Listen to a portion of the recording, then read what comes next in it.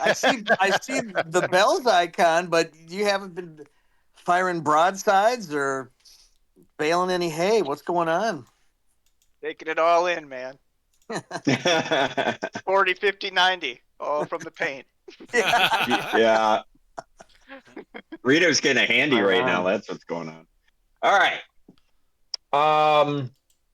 Are we ready to embark upon this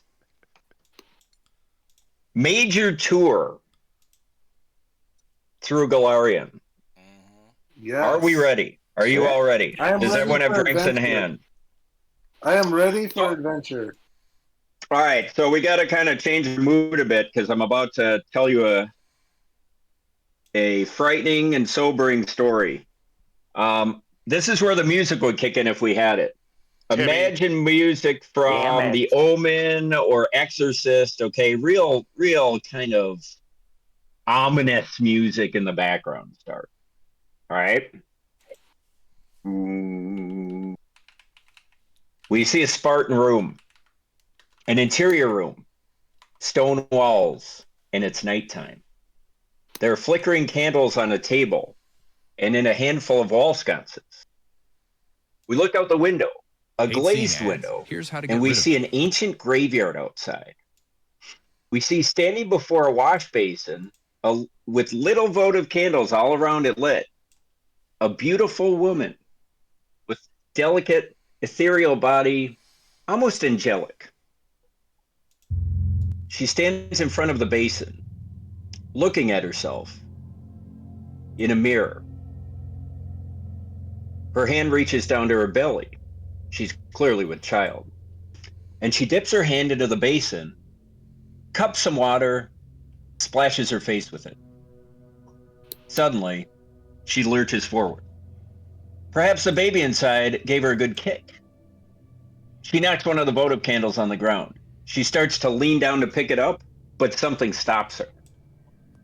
She stands, looks herself in the eye in the mirror, and all of a sudden, her face is transformed by rage. She's unrecognizable from the woman we've seen before. Her lower lip starts trembling, and she reaches back with her fist and smashes it in the mirror. Blood flows down the shards. She grabs the basin, rips it from its moorings, and throws it across the room. It shatters against the wall. She sweeps votive candles off the basin, and they scatter everywhere, shattering. She goes over to a nearby bookcase, grabs it, and pulls it down violently, books flying everywhere. Then she goes to her bed and starts ripping the sheets off it. At that moment, two holy sisters appear in the doorway, clearly alarmed. They move to stop her, and one sister shouts, "Nualia! Nualia! What is it?" And she turns to them and demonically bellows forth, "Get out!" as spittle flies from her mouth. And then she grabs a cup from the nightstand and throws it at their heads. Suddenly, she screams, not from rage, but from pain. Something like that. She clutches at her belly and collapses to the ground, screaming in agony. The sisters, confused, pull her up on the bed and examine her. They lift her dress, and they see a flow of blood staining the sheets, as she's screaming fitfully. The one sister says to the other, "The baby is coming! It's coming early! Get some help!" Minutes, hours pass. They stand beside her, and we see one say, "It's coming! It's coming!" Suddenly, the sister midwife raises her hand to her mouth in shock and reels back, screaming in terror. The other sisters move to look and see what's happened. The young woman is lying there and says, "My baby, my baby," in a small, weakened, exhausted voice. The sister midwife says to the other, "Take it outside and burn it. Don't let her see." The other quickly swaddles it in a sheet and runs out the door. Outside, we see a bonfire surrounded by stone walls. In the center of this courtyard, there are 7 weathered standing stones surrounding an ancient altar. You hear the uneven thrumming of the bonfire's flame. The sister takes the bundle in her arms and lays it in the fire, standing back, tears streaming down her face. At that moment, Nualia steps out into the courtyard, swaying, her hands in the doorframe to brace herself, blood running down her legs. She screams, "What have you done? What are you doing?" At that moment, she sees the infant as we do. It is jet black, with scaly skin covered in bilious tumors, a pair of goat's horns beginning to sprout from its tiny forehead, and instead of a mouth, it is a beak like a chicken, and a long forked tongue lolls out and reaches for the fire. Nualia sees this, and she collapses, unconscious. And as the camera tilts up, we see, emblazoned in the night sky, Legacy of the Ancients. Mm. Nice. And then work. the scene shifts. The legacy of the ancient Chiron fades into the night sky, even as the night fades away and the blue sky of morning appears.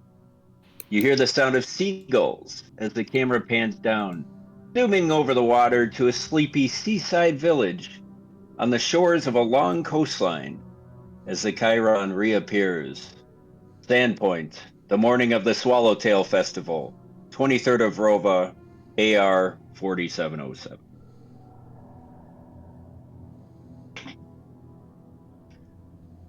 And we arrive at Sandpoint. Gentlemen. Okay, so. Nice. Nice. Horton, hold on real quick. John, when was Giant Slayer? 4710? 4715. 4715. Okay, Yeah. so this is And 8 it years looped. before, kind of, or? Yep, it looped into 4716 is when we ended roughly in, I'm going to say April or May of 4016. So Okay. a little over a year. Got it.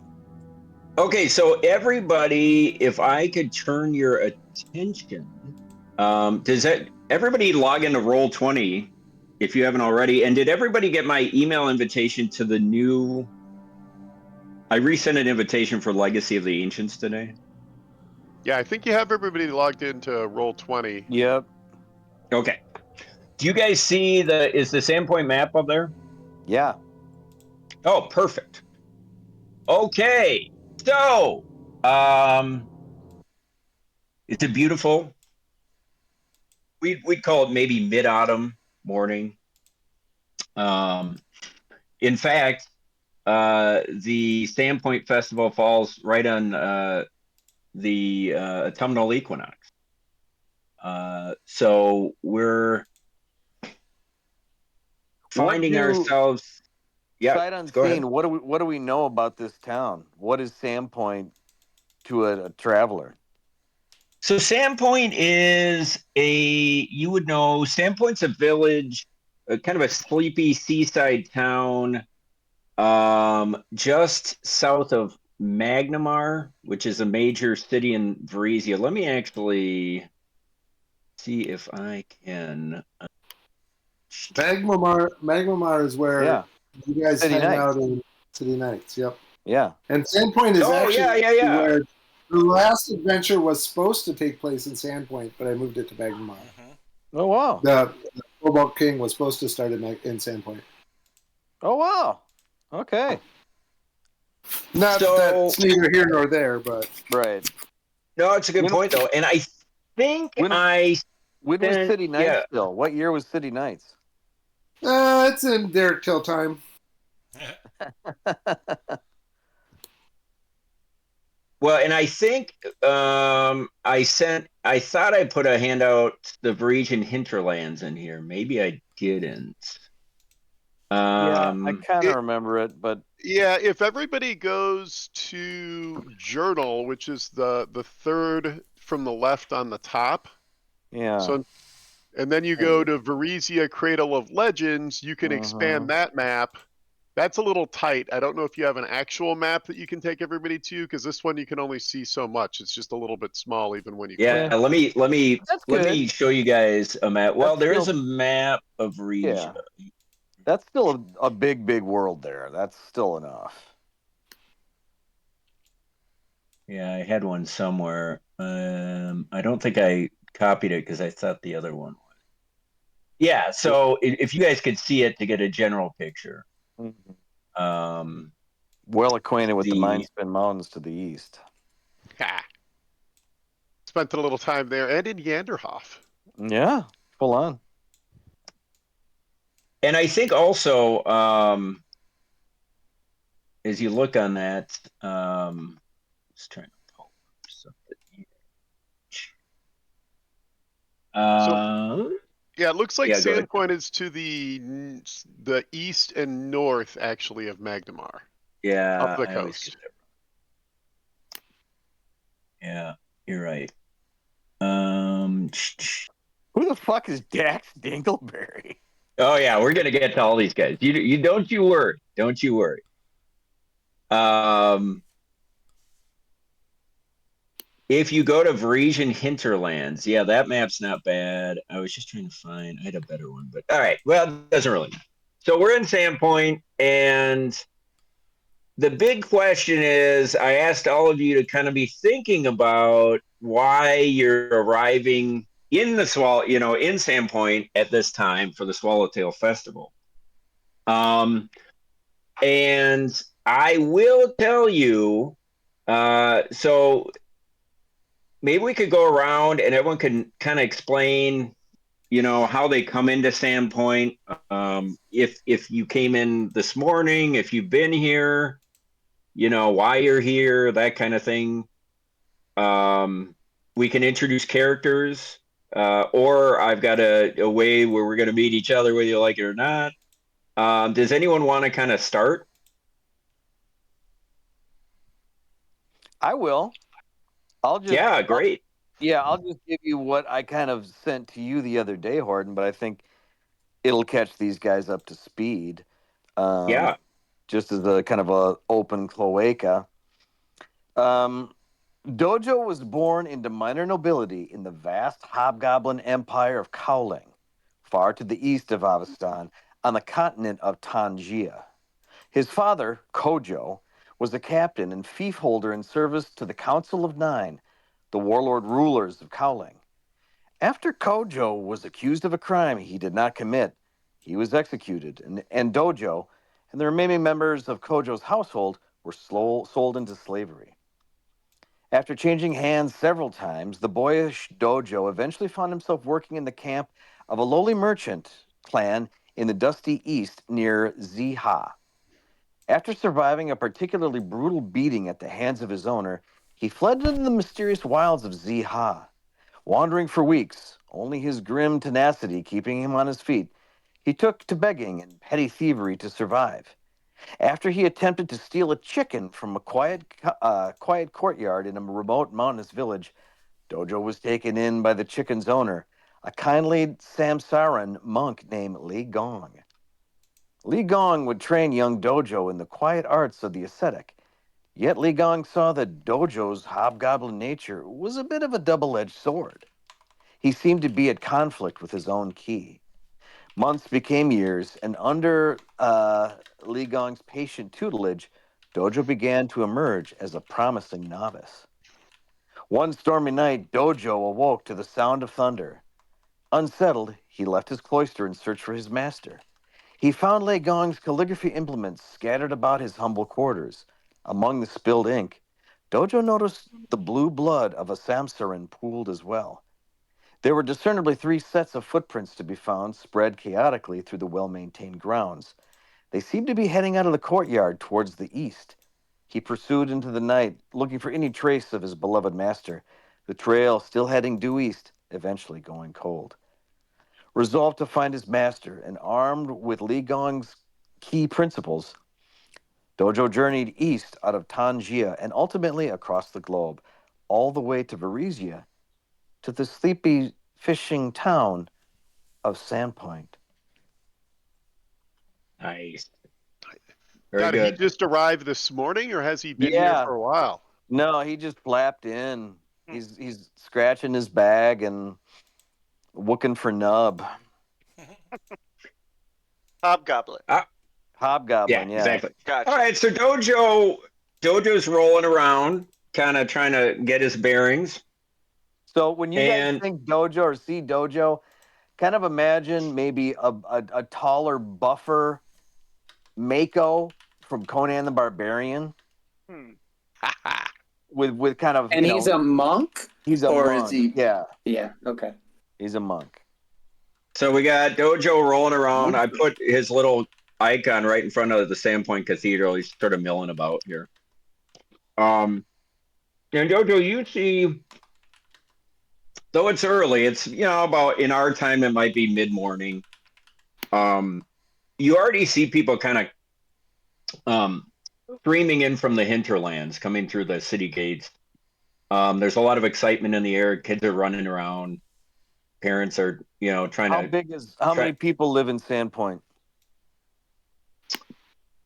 Sandpoint is. I'm glad you asked. I got to pull up the stats. Give me 1 sec. But it's about 1,200 people. Okay. So Pretty big. not small, not huge, but yeah, by in Galarian terms, I guess it'd be a small town. And mostly human. You see a smattering of different races.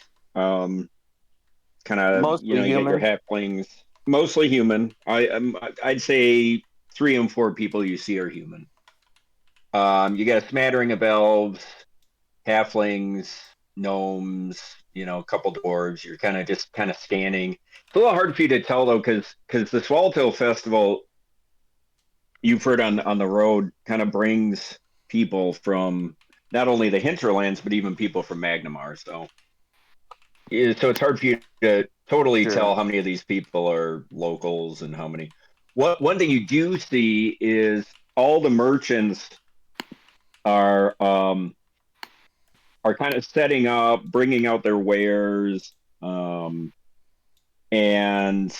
you notice that a lot of the different buildings have kind of numbers on them, and welcome to Sandpoint forward, these types of things. It looks like they're really trying to promote the city and Swallowtail Festival. And at that time, you're kind of just gazing around, checking things out, and you see a really well built man. John, you want to take it away? Yeah, so actually, if you're at the cathedral and you're looking across at, or sort of kitty corner up above you at this building right here, if you see where I'm pinging, it appears to be an impeccably well-maintained building made out of stone with a slate roof. And interestingly, it appears that there's this gigantic chestnut tree, which the building must have been built around somehow. Because this gigantic chestnut tree spreads up and vaults out and covers the entire building in shade. And walking out of it with a couple of small children, a young boy with silver hair and a young girl with long blonde hair, kind of clinging to his legs as he's leaving for the day. He's actually dressed in what appears to be a suit of full plate armor. And the armor is incredibly intricate, masterwork perhaps. It's silvery in nature, but you can see there's inlays of gold, and there's even a glimmer when the sun catches on the very breastplate. There's some sort of golden symbol on there. And you can tell that this building is sort of maybe an armory or a weaponsmithy from the sign outside that says the Vaulted Arms of Abadar. As far as the gentleman himself, he again is in a full suit of armor. He's got at his side what appears to be some sort of a war hammer. Today, he does not have a helmet on, so you can see that he is fairly dark skinned, bronze skinned, swarthy perhaps. And he also has long silver hair. And he's smiling as he seems to be talking to his kids, and pats the girl on the bottom and sends her back in. And he turns around and starts walking towards you. And in his hand, sort of using it as a walking stick, he has what appears to be sort of a great club, shot in iron at both ends. And as he approaches down to you with a big smile on his face, in some ways, perhaps even you could say, kind of a shit-eating grin. He looks very happy with himself and the turnout in the town. Greetings, traveler. Soon to be hopefully our good friend of Sandpoint. Allow me to introduce myself. I am, as you may have seen, the proprietor of the Vaulted Arms of Abadar, and I represent the town council here on this day of festivities. My name is Jilbar Hepsukin. Nice. It is my pleasure to meet you. How can I direct you in the town? I am Dojo, son of Kojo. I am in town on a grave mission. Perhaps you may help me. Perhaps you may Oh, not. that's fucking awesome. Can And I show you the you notice one Yeah, thing sorry, go ahead. about Dojo is he's man height or whatever, but he is kind of hooded and he's got a scarf concealing most of his face, kind of loosely, like he's trying to be concealed or be inconspicuous, but not trying to draw suspicion to himself, if you follow that. Could I show Jill Barr's picture now, John? It's so Please. sweet. Please. Let me just dump it out here. Boom. You guys see it? Are you made of metal? Are you made of metal or what? How awesome is that? That's hot. Hot metal. My friend I want to make Dojo, love to Jill Barr. It would be Homoerotic. it would be my pleasure to assist you if there's anything in my power I can do. Again, today is a well-omened day for all travelers. We welcome you to our humble village. If I can be of assistance, it would be my pleasure to aid it to you. Tell me, what day is this? What do you celebrate in this town? Well, today is again a festive day. You have come on a good omens. Today is the day of the Swallowtail Festival. Perhaps our dungeon master would like to detail what that involves. No, I wouldn't. Yeah, but You busy eating a Jack's pizza, motherfucker? yeah. No, well, as a member of the Chamber of Commerce for Sandpoint, you should be able to summarize what it entails.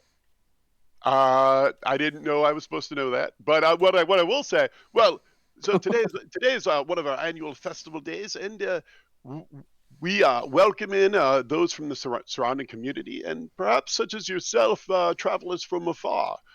We like to promote people to come from within. Although we have a foundation of settlers who came up from Magnamar, the 4 founding families, we have welcomed in various types of people. Myself, I am not, as perhaps you can tell, and he kind of looks at his hands, the darker skin. He goes, I myself am not originally from this land. I come from far away, perhaps as you do. I don't know if you've ever heard of the land of Osirian. That was the place of my birth. Where are you traveling from, if I may ask? Far to the east, although I have come from the west. I seek a dear friend. I fear he has met his ancestors, and my search proved fruitless. Yet here I am. I am restless. This is a lovely town.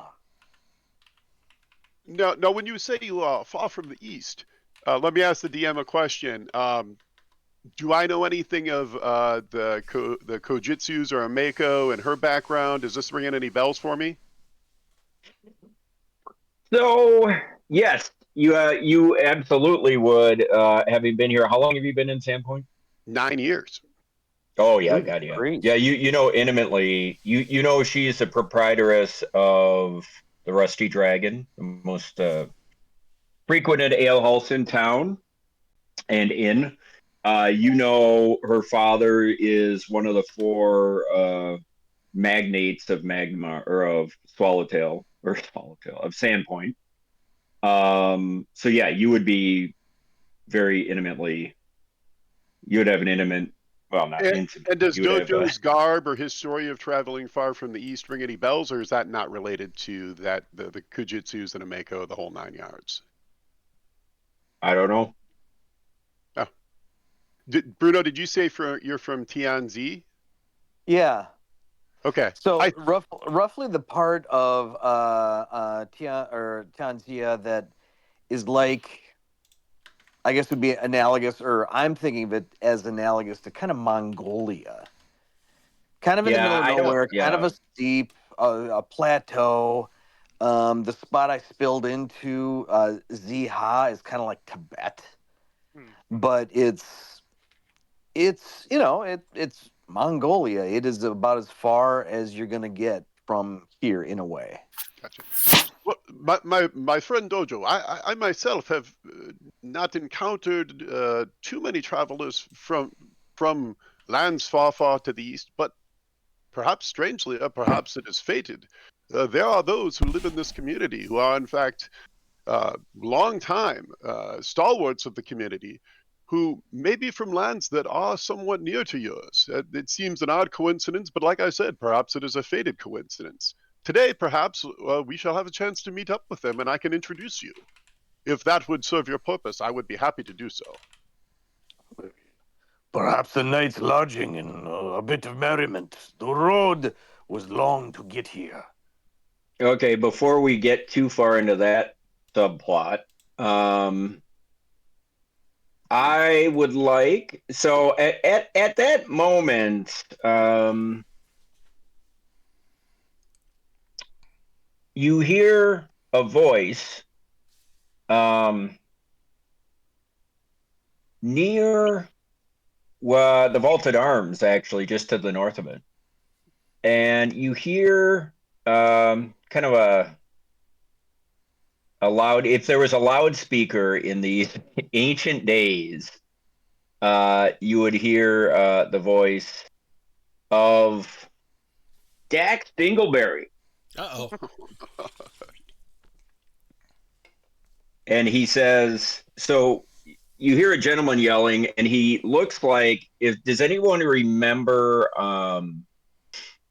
Office Space? Oh, yeah.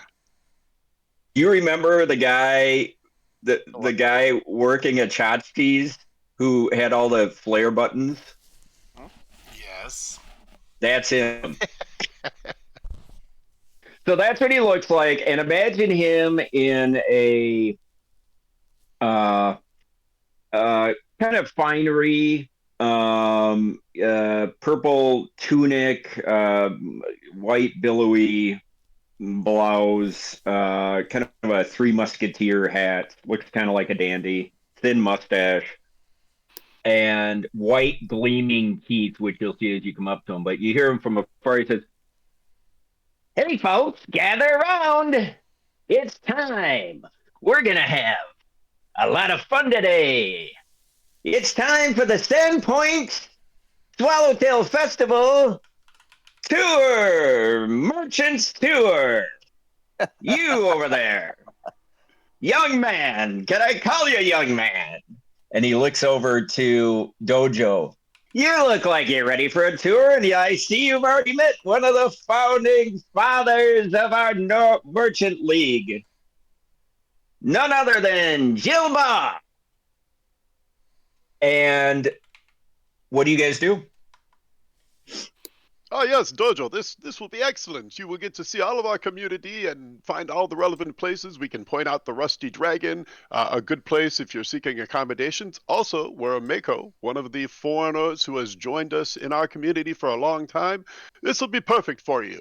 If you can spare the time, you're willing to walk around our fine town just a bit. As he said, the Merchant Council is trying to make sure everyone who comes in gets the full welcome. This would be a great opportunity. Please come with me. As Okay, the so cherry blossom falls from the tree, So I will accompany you and dwell and see this lovely village, town, city. Okay, so you two, let me just switch his dimension so we don't have to look at that. So you two head north up here, and you meet up with Dax. And Dax is gonna say, Gilbar, great to see you this morning. And who's this fast friend you've made in the mysterious garb of a faraway land? Dax, allow me to introduce. This is Dojo, I believe son of Kojo, if I have that correct. He has traveled That is correct. very long, from the lands of Tianzia, actually. Oh, well, I don't know anything about that, but what I do know is he's in Sandpoint now, and he's going to get quite the tour from me this morning. I'll tell you that much. And he kind of rubs Jill Barr on the shoulder, maybe a little too friendly. Dude, you're gonna get raped. So then he says, well, the tour starts in 15 minutes, but I need to get a few more people before I move on. So why don't you two just step aside? Maybe you want to go across the way here into the White Deer for a quick ale while I gather up the rest of the crowd. What do you say, Gilbar? Dax, if that is your preference, you're leading the tour. I completely agree. Let us step in here. So the White Deer is number 3 on the map. And as you approach, you see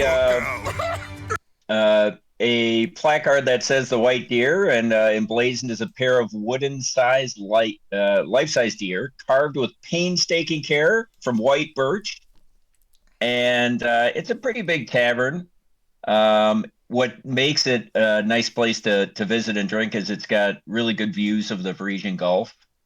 And it's a new building. And Jilbar, you would know that the original White Deer was burned down in the terrible fire that destroyed the Sandpoint Chapel nearby back about 5 years ago. But now it's been rebuilt. It's 3 stories tall. It's got a stone first floor, upper wooden floors, and it's a guest house too. So this is somewhere Dojo could stay. But you know that you're friends with a Mako, and you're not going to probably want to push him this way. But there is a proprietor behind the bar, who you would know as Garrison Veselki, and he is a Shoanti man. And he's owned the White Deer for years. Where's the And Schwanti again? so the Schwanti are kind of like a nomadic tribe. I guess a lot of people compare them to like the American Indians. Got it. I That's might. right. We encountered them in Dragon Slayer. Mm-hmm. Yep. Yeah. Yep. Okay. And I mean, the more I read about them, I almost feel like they're more like the Mongol hordes over the steppe, but same concept. Mhm. A nomadic people who aren't really are oftentimes kind of pariahs. So for him to be a business owner here is an accomplishment. A big deal, Yeah. yeah. So anyway, so he's washing up some glasses, and there's a few people in the corners drinking ale and laughing, and it's not too crowded yet, being so early. What do you guys do? You said it was Jaren Veselki? Yes. Garrison. Garrison, there's a fellow traveler here. We're waiting for Dax to gather enough folks for the official tour. Is there any chance I can buy my new friend Dojo a drink? But of course, we've got all kinds here, as you know. Gilbar, would you like the new special? We've got a new Magnamar chocolate porter that I've just brought up. Quite nice. If it would please you, just hot water. Uh, That would of suit me course. best. Well, yeah, but as by your leave, as you wish. And he kind of motions to a little kid who you assume is his son to go, and go and fetch some hot water from the tea kettle, and pours you a drink. And in the corner, you see you kind of looking around, putting your elbows on the bar, and in the corner, in a dark corner, you see a gentleman or a figure sitting there quietly. What do we see, Rito? What do you see? Well, you would see overly large, some might say tall elf, just short of the large designation in a Pathfinder role-playing game, perhaps. 6'8", maybe.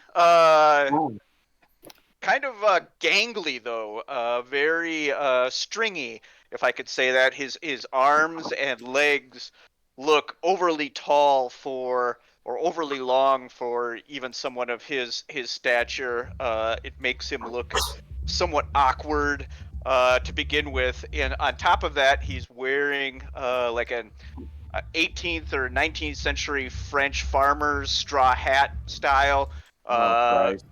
Over his unkempt and moppy white hair.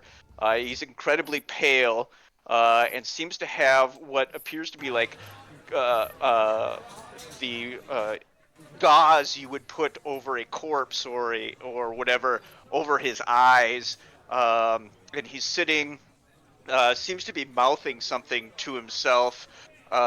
Doesn't seem to have a drink, doesn't seem to be doing much of anything, just a slight walking stick next to him on the table, and he seems to be looking out the window and either reciting something or singing something, but he seems to be doing it in a repetitious manner over and over, and that's what you would see. Compulsively? Compulsively, yep. Okay.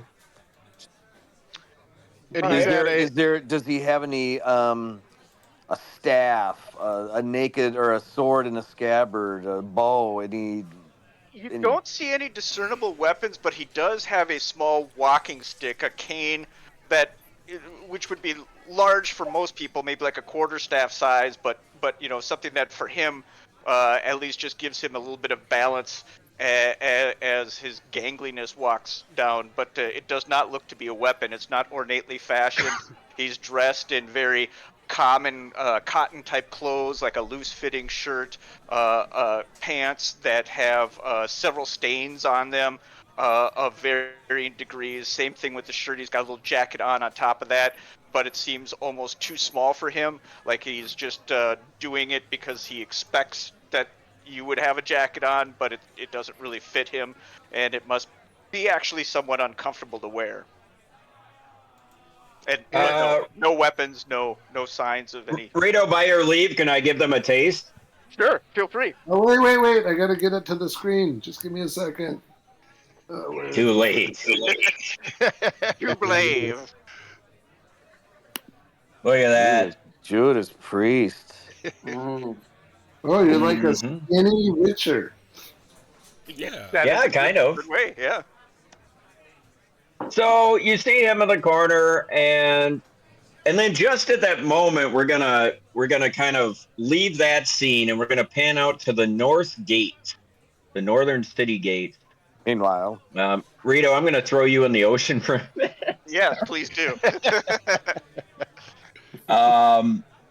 We're gonna go to the northern gate, and we see kind of a long shot from up above the gates, and you see a figure streaming in with a lot of the other locals and a line of passersby.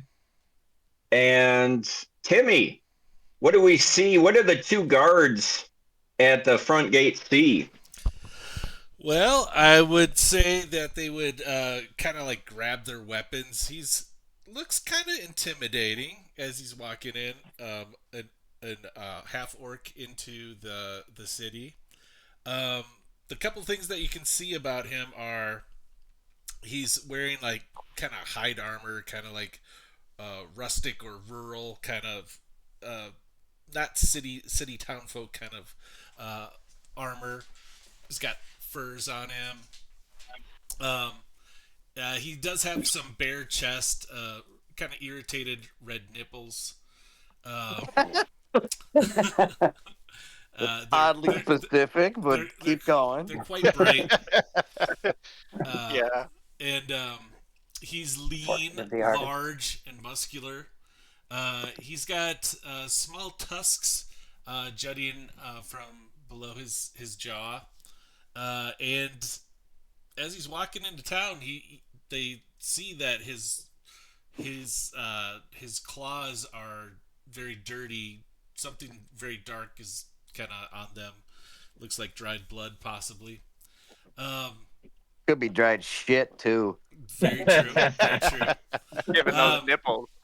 He has his defining attribute, however, is a large great axe that is slung over his back, across his back, and he walks into town and he's looking for something to drink. Perfect. So you're gonna, as you come up to the city gates, yeah, we'll get to that. As we come up to the city gates, Timmy, your guy, he starts coming up, and there's two guards there, 2 men at arms with long swords, and they're holding pikes, and they look at each other, and then kind of give each other a sidelong glance, and then they look at you and they say, "Oi, you! What's your business here in Sandpoint today?" I'm looking to get some grog. He's looking to get his grog on. What say you to that, Decker? Well,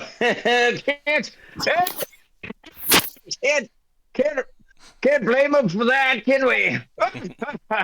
Yeah, where's the nearest tavern? Well, nearest tavern's right around the corner, but let me just say, we don't want any trouble. So you're welcome to come in, but do I look like trouble to you? Yeah. As a matter of fact, you do.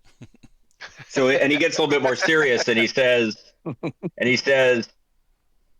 "Hey, boy, if you know what's good for you, you keep that weapon sheathed and keep that gold flowing to the local merchants, and you and I ain't gonna have a problem." I wouldn't have You a catch problem me? if I get some grog. All right. And then the other guy says, "All right, Decker, let him in. It's the Swallowtail Festival." So, begrudgingly, Decker kind of moves away, and you enter the city. Who's and playing sure Decker? enough, Who's boom. playing Decker? Decker is played by, and I didn't take it, so it's Decker and Kington. And Decker is played by, what's his toots? Simon of Simon and Simon. Oh, yeah. And Kington's played by the other Simon. But the other side. Okay, so Simons and Simons. Excellent. Yeah. I got it. Gerald McCrane. And I'll get pictures, but yeah, you theater of the mind. Theater of the mind. Yeah. Okay, so what's your first name? Well, no, don't spoil it. Don't spoil it. So you see, as fate would have, the White Deer is a tavern right here. So you're in luck. And out of the corner of his eye, Dax sees you. He says, "Hey, we're just getting ready for a big tour of the city. Why don't you cool your heels and have a frothy pint while I get a few more travelers to join in?" Yeah, give me 2. "Yeah, well, I'm not serving, but go on in, buddy." And then he kind of fist pumps you. He holds his fist up for a fist pump. Are you going to give it to him? Nope.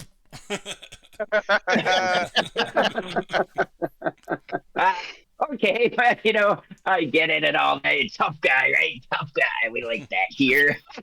He just walks in. Jesus. All Are you right. half orc or an That orc? is Tim? Donald J. Trump. Timmy, are you So a you full walk orc or a in. half orc? Half orc. Half orc. Okay, got it. So you walk in and you see at the end of the bar, you see a well-muscled warrior of some type in polished armor, and you see a shrouded figure. And then being kind of the alert warrior you are, you're already scanning the room, and you see off in the corner a sort of gangly, skinny man or elf or some sort of tall creature, I'll immediately kind of brooding in the corner. I'm gonna like eye that guy real quick to see if he looks intimidating at all. Which guy? The elf, if it's an The elf, gangly elf. the gangly elf. Make a perception check. Gladly. First roll of Rise of the Rune Lords goes to Timmy. Trouble. Yeah. Woohoo! On It's the beat. massive. Beat. Oh, remember, this is an honor system game, so you can roll 20 or That's roll true. with dice. You do what you do. You just give me the result. That is a What'd you total get? of 4. Sweet. Yeah. I look You very think- intimidating. Yeah, you're not sure whether he's intimidating or not, but you just got a whiff of that Magnum RE's ale, and your Well, attention is shifted Is there a to the bar. Is there a barkeep in here? Yeah. The barkeep is the proprietor, Garridan, I'm gonna. and he's seems to be serving the other two guys. And Or service. gents, you see, so Joe Barr and Kojo, Dojo. you turn it. Dojo, son of Kojo. Kojo, yeah, sorry. Dojo, you turn and you see this hulking figure come through the door, menacing figure. Looks like he's walking toward the bar. You gonna make way for give him a squeeze a cheek, as it were? Sure. By this time, the scarf or whatever that kind of concealed Dojo's nose and mouth has pulled away. I mean, he's getting more comfortable and he's drinking his tea, and he kind of does a Michael Ironsides-esque just nod at the half orc's direction. Not Okay, unpleasant, it could, but just a welcoming but non-committal nod. can I give everyone a taste of what you look like? Sure. There it is. And, He's in the ocean. And what are you again? You're a hobgoblin? I'm a hobgoblin. I'm a hobgoblin monk, but I'm kind of wearing a hood, so you can't really see my ears. But you can see that Okay. I'm not like probably most of the inhabitants in this town. All right. We're gonna have a really fucking charismatic party. This part, I'm telling you guys right now, and it wasn't me, it was you guys. This is going to be really interesting. And I'm not sure I mean that in a good way. Let's just put it that way. So Okay, so I'm gonna go up to, yeah, go ahead. I'm gonna double fist my grog, and then I'm gonna go up to. Well, hold on. You haven't ordered it. You're still 10 feet away from the bar. What do you do? Give me a double. Garridan kind of looks you up and down and says, "Double of what, good friend?" Double the grog. 2 pints. Right. It comes in The pints. grog. So then he'll turn around and he'll grab 2 big mugs.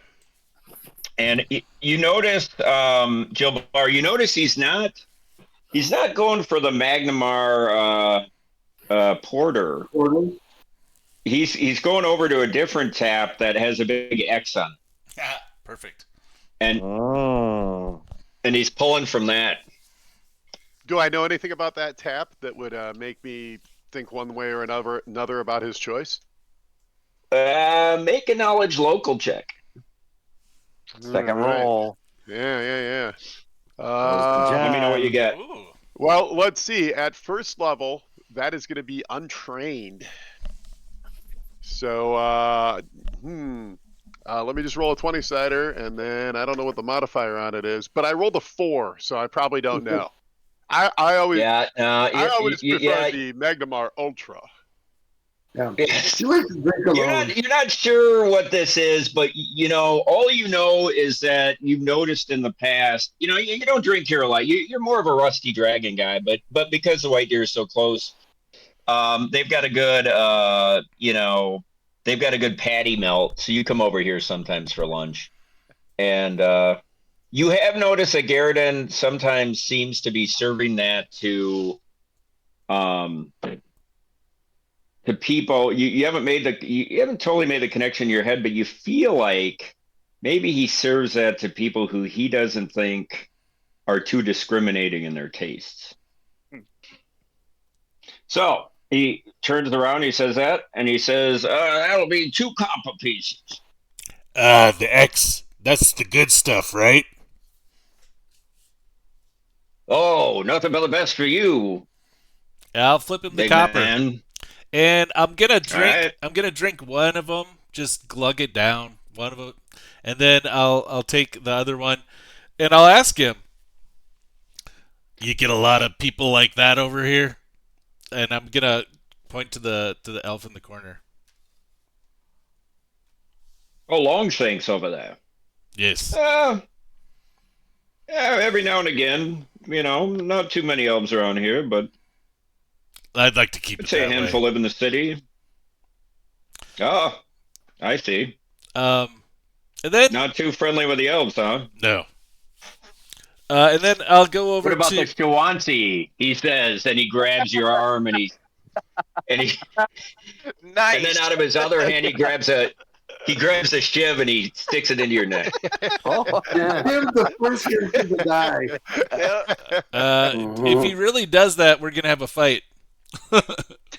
No, he doesn't do that. Okay. instead, he puts a smelly thumb under your nose and says, "Gotcha." Whoa. Floral.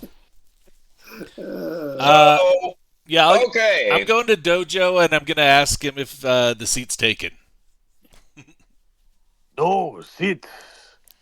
I am new to this town as well, as it appears you are. Would you like some tea? And I offer him my cup of steaming gross mushroom. Steaming mushroom loaf. tea. Yeah. Yeah. Yeah. I don't want that. Here, Hollywood, All drink right. this cup of piss. Yeah. Yeah. If it don't, It's my piss. Yeah. if it don't It's got alcohol, I mine. don't want it at all. Oh, well, to each their own, as they say.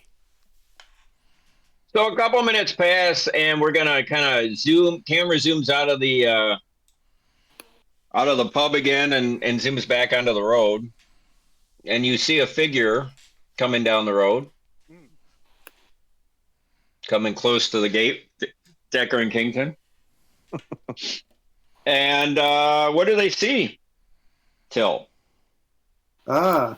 So the guards, as they approach, see a pretty tall and skinny kind of youth. He's wearing a dark cloak, and maybe it's almost like he's cosplaying Death himself.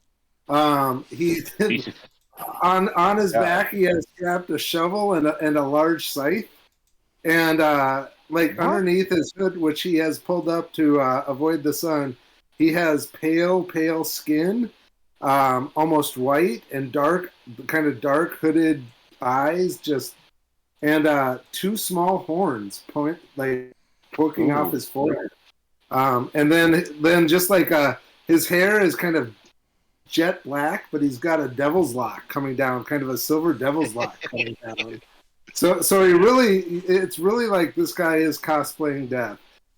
If the guards are observant, they might notice that the clothes he wears, they almost seem like a military uniform. If they're really observant, it seems like a military uniform from Multhune, but it doesn't have any kind of insignias or badges, or it doesn't seem like a soldier's uniform. It's like the shirt and the pants and the clothes, but it's not really a uniform. It's just the clothes without really being a soldier of any kind. But it's just stained black, and it seems to be stained black from dirt and soil and earth, right? Just from toil. And he's kind of just a melancholy youth, and he comes up and he's, I'm here for the festival. All right, we got another one. Freaky kinky. Well, what do you say, Decker? Should we let this one in? Decker kind of looks him up and down and says, You got a place to put that scythe outside the city?" It's just an implement for farming. I'm just a farmhand, but if you need me to, I mean, do you need me to check my shovel too? Kind of a funny farmhand. What do you say, Kingdom? Well, this one's he's not got any extra meat on his bones, eh? Surprised he can even hold up that scythe. Off you go, off you go. And they motion you in. Nice. So I go in and yeah.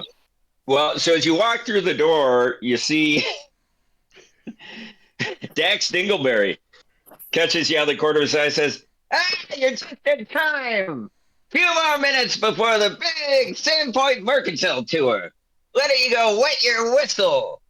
And we'll make sure you've got a spot on the bus." Sounds like something. So, Killer, are you a tiefling or are you a human with like? I am a tiefling. I am a tiefling. Yeah. I am a tiefling, but I do not have like the big tiefling horns. I just got like little fangy teeth, and they're all different. So I just got little tiny nubbins. For horns. The only thing that's wrong with that picture is I don't have the blacked out nose like a skull. Imagine a normal nose. Be a lot cooler if you did. Yeah. Yeah, so we got a real crew. So So death itself comes through the door. Melthune again. What's going on in Melthune? They're a pretty much imperialistic nation. It reminds me a lot of, I mean, someone might know better, but almost of the Roman Empire. And they're like just expansionist, and they're in kind of a constant war with their neighbors who seceded from the nation. And I can't remember the name of the nation. Let me see if I can pull it up real quick. Maybe Nirmathos? Yes, they are at war with Nirmathos. Okay. So the name sounds familiar, both of them, Nirmathos and Melthune, but yeah. Is Melthune humanoid? I mean, humans? Yeah, Chilaxian and Chilaxian. Okay. Yeah. So. All right, so you darken the doorway and you see three gentlemen at the bar, and you see a shadowy figure in the corner. What do you do? John, I'm gonna I'll go up to the bar, and I'll go up to the barkeep and be like, "Give me a beer, please, and you have something to eat."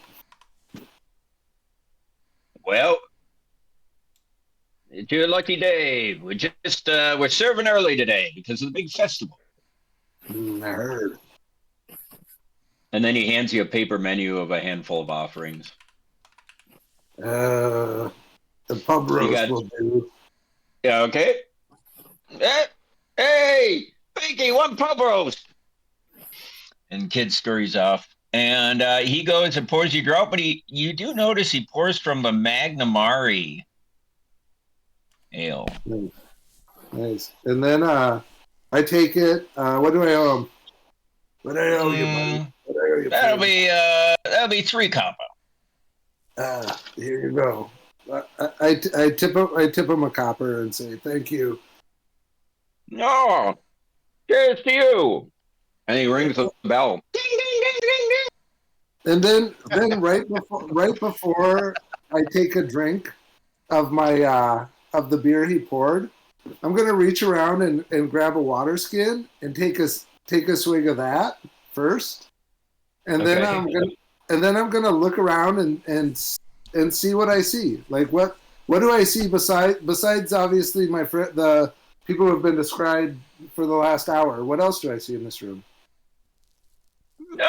Not too much. Nothing too exciting. You see a bunch of bar tables, nice oaken tables, bars in an L shape. As you kind of follow your eye around the right hand side, you see it probably leads to the kitchen. That's where the boys been running. You see a set of stairs going down. You see a handful of other patrons, nondescript, eating what you surmise is probably some sort of a breakfast, having ale with it. That's about it. Nothing too exciting. When Nothing yet. When the barkeep comes back to me, barkeep, what's your name? Well met. My name is Garridon Viscaldi. It's actually Visali. We're never really going to see this bro again, but maybe we will. That'll do. Yeah. Kill him. Yeah, I'm going to kill him after tonight. And I have that kind of power. Okay, so yeah, sorry, go ahead, Till. I'm Ziggery. You could call my friends would call me Zig if I had it. Zig. Oh, well met, Zig. What is this festival? I've come down from Magnemar because I heard there's a festival. But what is this festival? Why is this festival? Can you tell me more? I'm curious. Oh yeah, it's well, how do you describe the Swallowtail Festival? It's a yearly celebration we have to celebrate to ring in the autumnal equinox and the harvest. This year's kind of special because, well, with all the troubles recently, we're reconsecrating the cathedral after the terrible fire. The fire. Did you say troubles? What troubles plague your town? He kind of gives Jilbar a nervous glance and he says, "No, we don't like to talk about it much." He lowers his voice, kind of brings you all in, says, "Well, with the chopper and terrible fires." What's a chopper? And Jilbar, you kind of look at him and Garden, and then he kind of walks away. Garden's referring to a time that happened roughly 5 years ago. It was troubles are accurate. It was a troubling time. There was a series of incidents, one right after another. And eventually the cathedral, which now fortunately is about to be reconsecrated, there was a big fire and a lot of damage and some lives were lost. It was a terrible time. At the time, my wife Renata and I, we had our oldest was about 1.5 years, and we were about to have our second child, Louisa, and I was sort of volunteering for the town guard on occasion, but really I was just concerned about my family.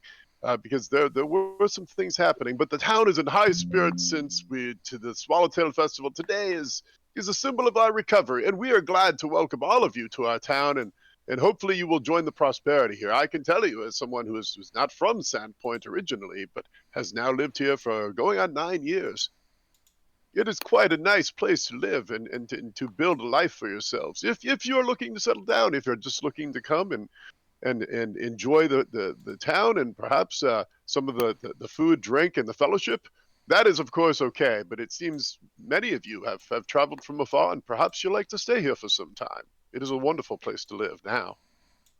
So, who was the chopper?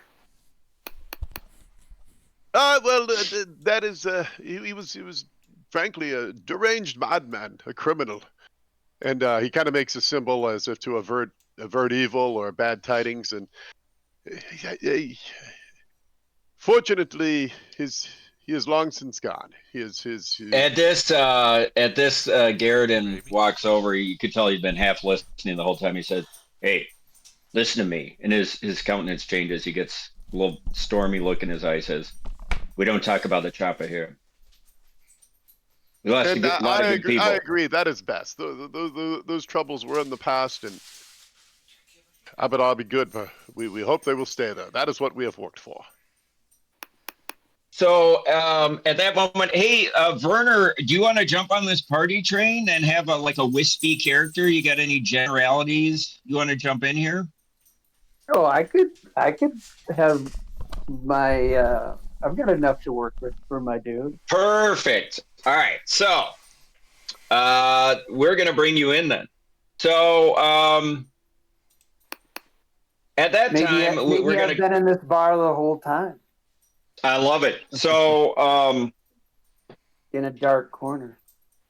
So you guys are having this kind of tense exchange. Finn, you're seeing this from afar, and Vince, your guys seeing this too.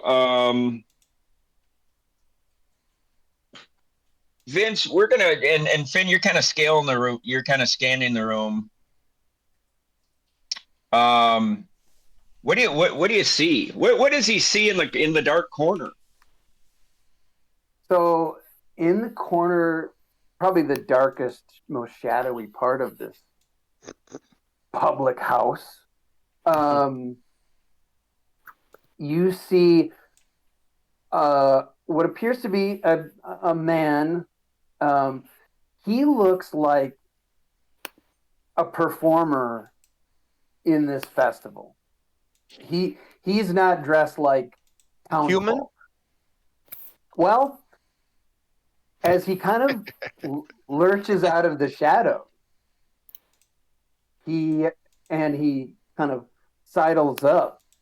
You notice that he does appear human, but he also has very pronounced facial features that, kind of come out and are sharper than a typical human. And so, they were kind of, not to give too much away, but sort of like rat-like and kind of sharp, kind of pronounced. His jaw kind of juts out and kind of comes to a sharper point. What? And he's dressed. I mean, to give you a IRL, interpretation, imagine like Stevie Ray Vaughan in like 1981, right? A flat brimmed hat with a few feathers coming out of it, and a collar and a piece of looks like maybe turquoise, who knows, on it. A lot of scarves, like multiple scarves. A lot of rings on his fingers. Sure. So, like a thumb ring, and then like a ring that went over the thumb ring. So he's very his hat might be wearing a hat. We don't not. It's just a lot of stuff, and he's his garb is Stevie Ray Vaughan. So it's a woman's kimono, and then like muslin pants And Hager slack. Yeah. yeah, or just like silk pajamas, and Yeah. you would, if you as seeing him, you would also notice that there is clearly an object underneath the kimono that is kind of rolling around underneath it. His rod. And he approaches the group kind of sidles up, and as he approaches, you also notice that the waft of jasmine. He smells Yeah. a very particular way. It's almost Is it it's very patchouli? alluring. It's not Notable because patchouli. It's Oh, it's a little bit better than that, but it's alluring, and it kind of has this you would notice like a little extra quality to it. It isn't just his odor. And as he approaches, he introduces himself. My name is Don Tavius Davis, but you can call me the gift of the lizard. And he reaches out his hand. Well, okay. You guys offer yours? Jill Bauer will step up and you said Don Tavius, is that correct, my friend? Oh my God. My name is Don Tavius Davis. Or the gift of the Also lizard. known as the gift of the lizard, I believe. That's what my mama called me. Well, it is a pleasure to meet you, and I must compliment you. There's a most delightful fragrance about you that I frankly find reminiscent of my youth. It's a pleasure to meet you, and I'll shake his hand firmly, but not painfully, not trying to cause a problem, but just give him a firm handshake. I find it off-putting.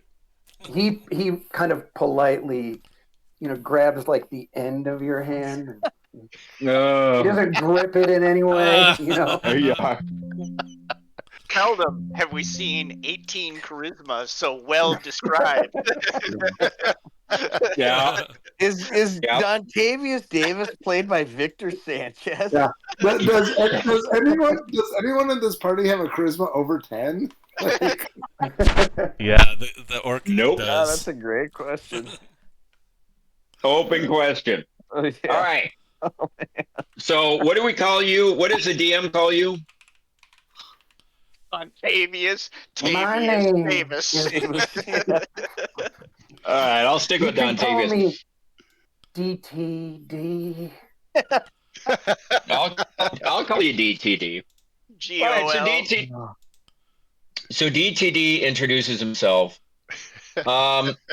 So Finn, you're Don't in you the want corner, to and know what I do? well, I think we know. Don't you I do? think we know, friend. Do you want more alcohol or something else? I play the blues of the cosmos. I spin yarns of quintessence. Oh, sweet, a bard. We need one of these. That I'd like to hear. Oh my God. all right. But you also notice that in his wrap around his kimono, there are some small vials. Oh, Wanna get Vials? high? Yeah. And one of them might be the source of this kind of Jasmine. Jasmine. jasmine. Okay. Any Was that other D- D- gear? D- Any other DTD? gear on Davis? Don Davis, is that who you? Yeah. Donnie Davis. I mean, Double is there D. like a Yo. guitar leaning against the bar? Or something? Yo, Donnie Davis. I'm Ziggy. Pleasure to meet you. Oh. DM's gonna go take a quick shower. Yeah. So Finn, I am Dojo, son of Kojo. Welcome to this misfit band as is coalescing in the seaside town. Perhaps you may sing a song in celebration. Yes? I'd like to hear some music. I don't play those kind of games. And as he reaches for you, as he reaches out towards you, you can see the object underneath his kimono kind of poke its head out, and it's a rat. But when you look closer, it's supposed to be a rat. But It's got a human face. Well, yeah, totally. Yeah. It's got a weird, like, it's all one color. It's not a real rat. There's something weird about this rat. Randy, stop it, Randy. Come What? on. Take it. Are you just making up your own character class at this point? No. Character improv. I love it. If you want to know his character, his class, I'll tell you. Sure. Yeah, what are well, for the record, he's half human, half kobold, Oh, God. and he's a homunculus alchemist. Ooh, Oh, whoa. I like, He's a what? I like me some I like homunculus. that. I like where that's headed. He's a what? He's a homunculus alchemist. God. Wow. Okay. Jesus. Everyone's furiously looking up homunculus. Yeah, shit got Yeah. real. Yeah, Including the DM. including the DM. Yep. Yeah. Yeah. Well, that's the great thing about just having a character that just pops in. Yeah. I didn't have to run any of this past the DM. Yeah, by the old Uh-huh. man. Yeah. Rubber Nice stamp work. that. Yeah, I always already been rubber stamped, that's for sure. All right, so we got a crew coalescing. So Finn, you see all this cohort of misfits standing by the bar. Are you going to take any action, or are you just kind of keeping your peace? I suppose I should, but I'm going to keep my peace. I think that's what. That's fine. That's fine. So at that moment, you see Dax's big toothy grinned head sticking through the door. He says, "Hey guys, I got bad news for you. Turns out, and who would have knew this was gonna happen? I've got a bit of a family emergency, but my brother Jax, he's gonna take over for me. Oh no.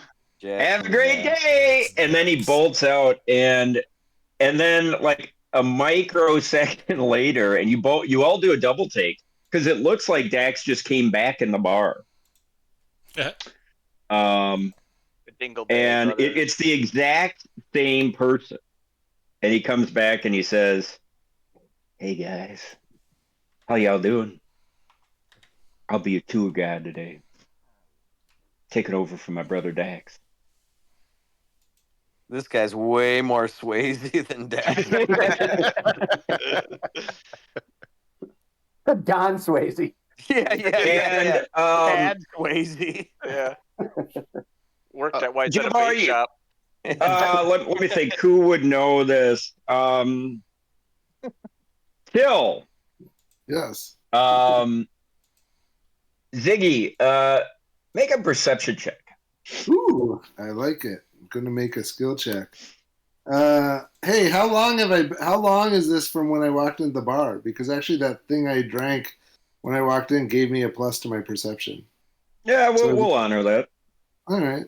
Sounds good. Give me a second. I'm gonna just do it on the board. Even though I know this is on your honor, but you know.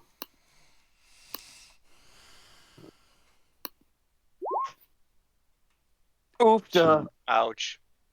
What was it? One. It's not showing up for me, son of a bitch. What is it? I just It's a sat on one. my own testicle. Oh, one. I see the I roll. don't see One. anything. I see nothing. I don't David see anything rolled. either. Why don't you take it? Now I Are see it. you guys in Now the I chat? see it. Yeah, it just took a Yeah, while I to went to. do it. Oh, you know what? I have to Check go the down chat. to the chat. Oh, Yeah. yeah, I got you. Yep, I rolled the one. Yeah, No, you I don't mean, see it. I can tell you what it is, but I think one's an automatic fail, right? Like, Yeah, it's an auto fail. For you. for you. So you don't really notice anything. Jill Bar, why don't you make a perception check? All right.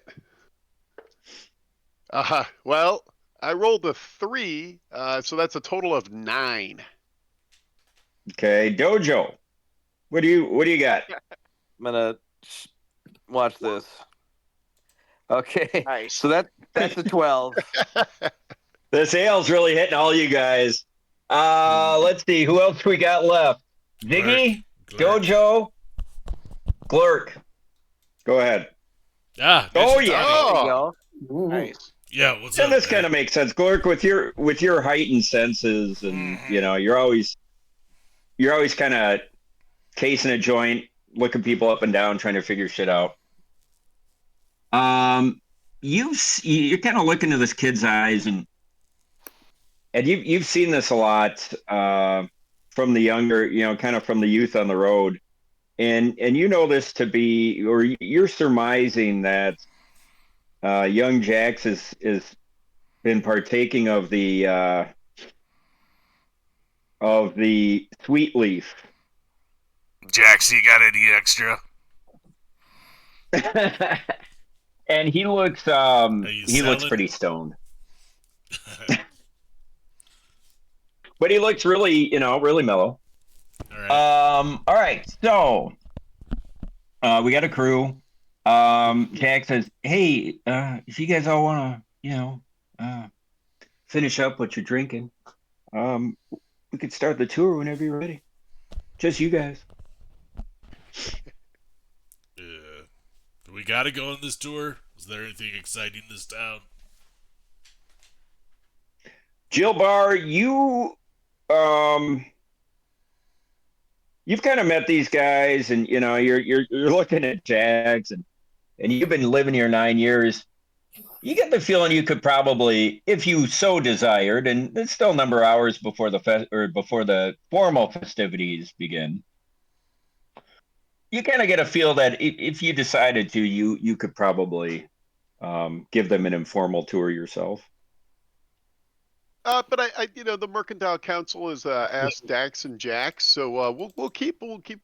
I'll kind of step in and just say, Jax, my friend, I greatly appreciate you stepping in for your brother, and it is great that you're going to lead us around. And yes, everyone, I do recommend the tour. It is a great way to see Sandpoint. It is part of what we are trying to do, is to truly welcome all of you who are visiting here for the first time or not into our community. And speaking of which, and having probably noticed the gangly sort of skeletal figure in the corner. Sir, I don't believe you've made it to the bar, but my name is Jilbar Hepsukin. Let me welcome you to Sandpoint. This is for Finn, I believe. We are going to go on this tour. Would you care to join us? For adventure. Rito. Yes. I would like to join you. Is that a yes in the affirmative or in the negative? A negative. Well, man, you're running the show. You just tell me what to do.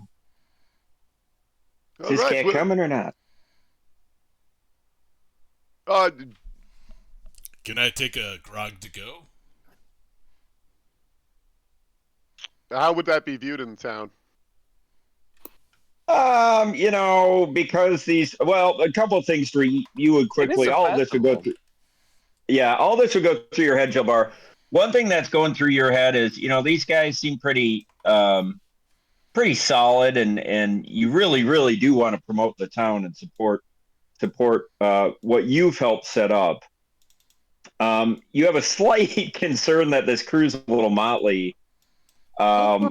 Oh yeah. But you're thinking, as long as they're with you, nobody's really going to question it, and by extension, nobody's going to question. It's already motley enough. If a couple of them have cocktails, it's probably not going to. That's not going to be the main focal point. If you take my meaning. Yeah. Good. And if you're okay, I believe that would be all right with everyone in the town. It is Swallowtail Festival Day, after all. We'll make sure that we return the mugs when we have traveled through the rest of the community. Is that fine with you, Garden? I'm holding you to that, Jilbar. And he's Well, only half kidding. You know where to find me. After all, I am just next door. You can put the all right. swallow in Swallowtail, my friend. Wow. Sweet. Come, friend. All right. I think it's time to get some fresh air. So Jack says, all right, cool. Come on along. So Does Davis get on one of those old timey big wheel bicycles parked out front? No, he gets on what you would probably recognize today as a Segway, but is made of wood. and doesn't have any ability to move. all right, so are you all gonna follow Jax? Because he's kind of sashaying out the door. Let's do it. I guess. All right. Yeah, and Horton, so my thought is that with this crew, I think it's best to have, maybe Jax is in the lead, and then I'll kind of be at the rear, making sure everyone stays together, so to speak. Got you. Yeah. Dojo, what do you think about this guy? That's what you're doing. Yeah. As we get out of the bar, I'll kind of pull up my little cowl, if you will, to kind of just conceal myself a little bit before we get out. Yeah. Me too. Joe Bar, Duly noted. Why are you bringing Probably a this good guy idea. with us? The elf. I'm pointing to the elf. Oh yeah. Oh, that's a good point. I'm gonna separate you two, Timmy. I just sort of followed you out. It's not like I was invited. It was just... Right. Who invited this guy with I us? invited you. Well, yeah, but I don't even know his name. Dojo. Yeah, we'll do it like this. How about that? Is that okay with everyone? Yes. That MO? a lot of can work being done. Are you a paladin, Joe Bar?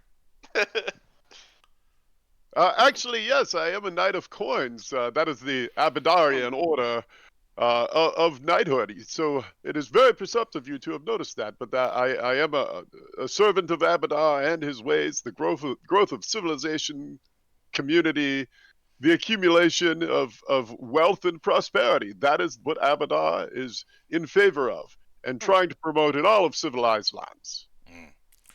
Nice to meet you. I'm Glurk. Glurk, So it you're is like my pleasure. I'm Jilbar Hepsukin. You're like a Shriner.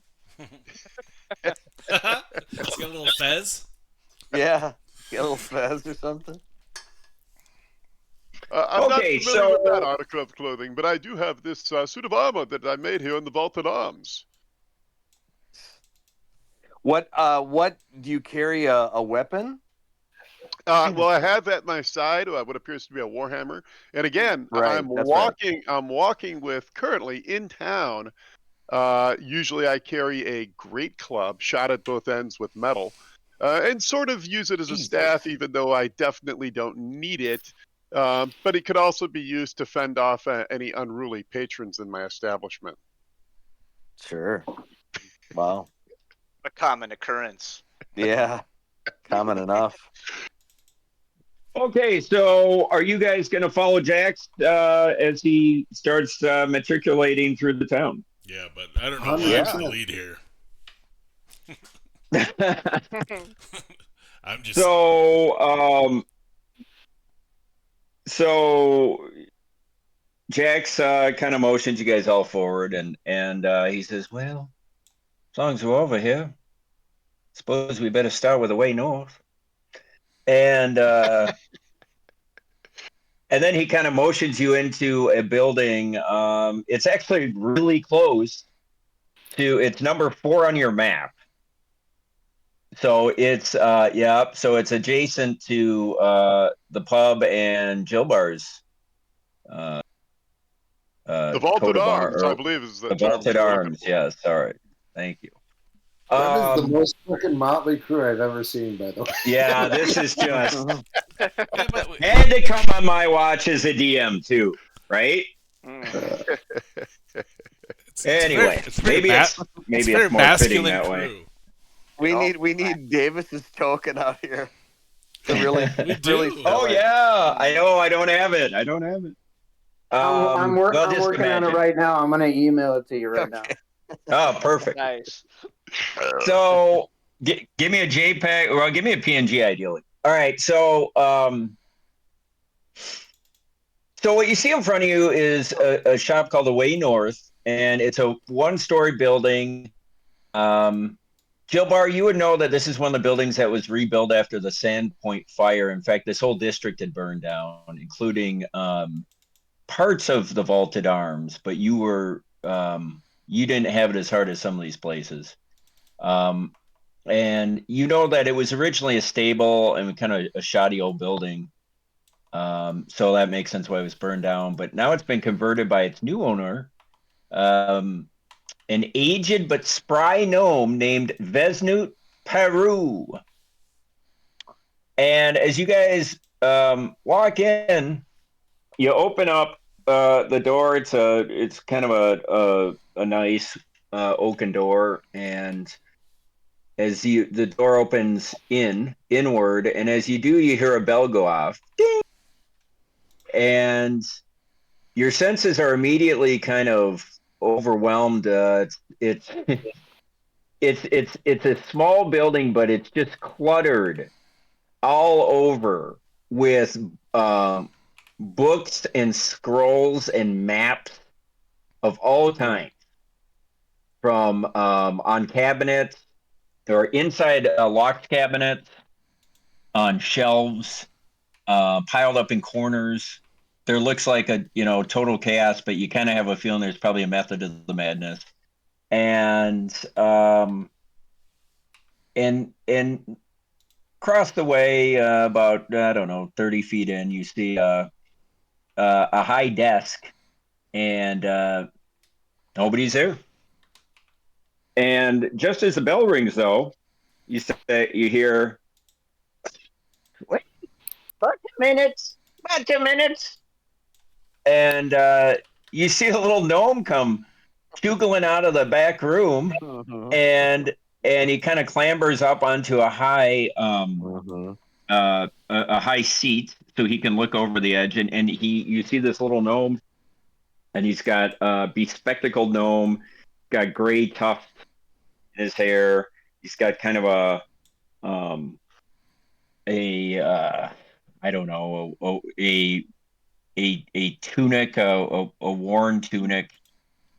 He's for those of you who are really perceptive, you see he's got kind of ink stains on his fingers. He says, "Ah, this must be the tour. Gilbar, well met, old friend. What brings you on the tour?" Well, Vizet, it's a pleasure to see you, and of course I'm trying to bring some of our travelers in to see all of our best businesses, and you are the first on the list once we left the White Deer. So we wanted to make sure that everyone is introduced and properly in the town. Oh, lucky me, lucky me. Fortune is proximate. What did you say, old friend? Yes, it is funny. There's already been a few fortunate coincidences today, and something makes me think perhaps there'll be more. And at that, I kind of look at Gojo, son of Kojo, as it were, for starters. Well said. I agree. Well, come in, gather round. Let me explain to you my humble establishment. I am a map maker. I am a map collector. And I'm a map aficionado. If you need maps, if you need to know the way, even if it's not north, I have the map for you.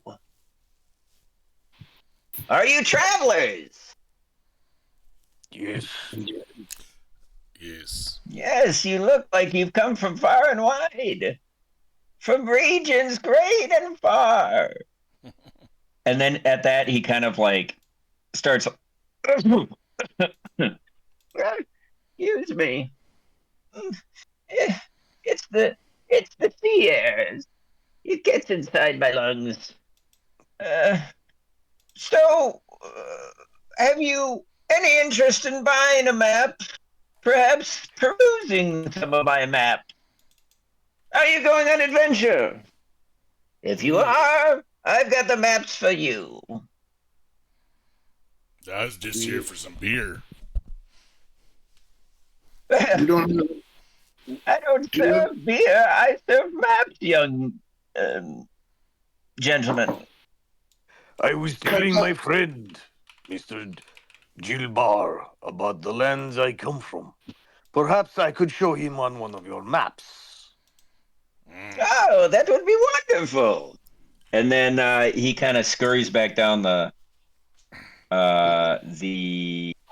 chair, and he goes over to the opposite wall, and he's got kind of a sliding ladder, wooden ladder, and you see him kind of scurry up it with amazing dexterity for his age, and he seems to go up to one of the highest bookshelves, and he pulls a big huge map down. In fact, he's having trouble as he is kind of walking back down, holding it up. Oh, the bones That's are not, my getting friend. old and Allow me to brittle. give you a hand, if that is acceptable. Oh, most kind, Jilbar, most kind. And you help him get the map down, and you see it's a huge, it's like a 4 by 6 foot fold out map on fine parchment. And he motions you over to a big table he's got in the middle of the room with all kinds of scattered maps over it. He says, if you excuse the mess, it's just, orders kept in my head, if you know what I mean. Would you unfold it, Tilbar? And then you unfold it, and you see it's a huge map of all of known Galarian.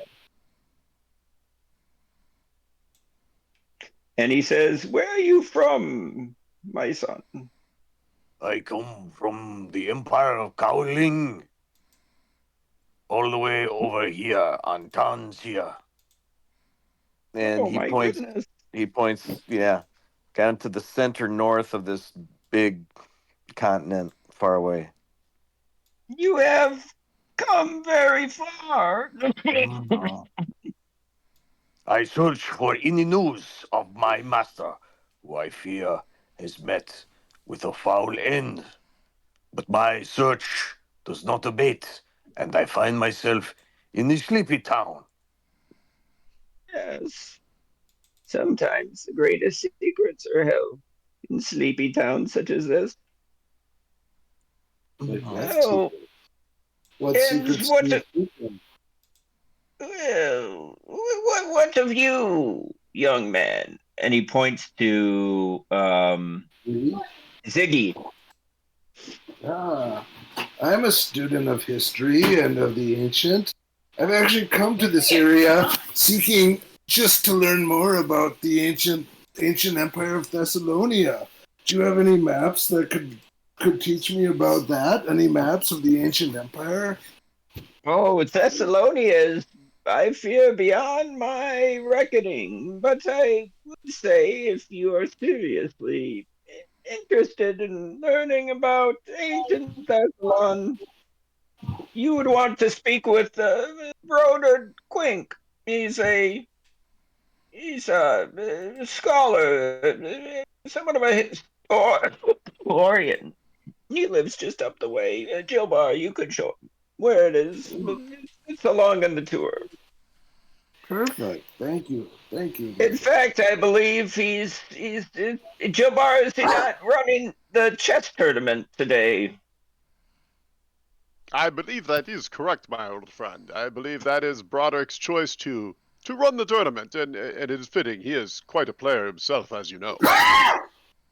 Yes, a master among masters.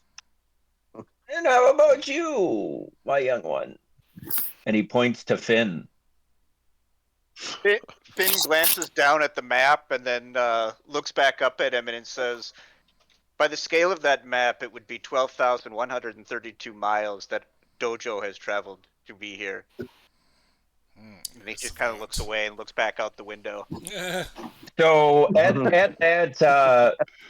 Vesnut, he grabs like what would be considered a ruler and a like a kind of a chalk pencil, and he does some measurements, and he says, "Oh my word!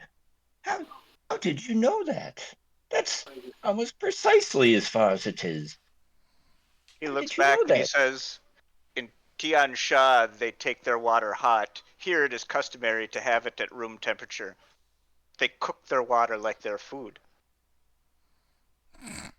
Oh, that's most astounding. Did you know that, Kojo? Is that true, Kojo?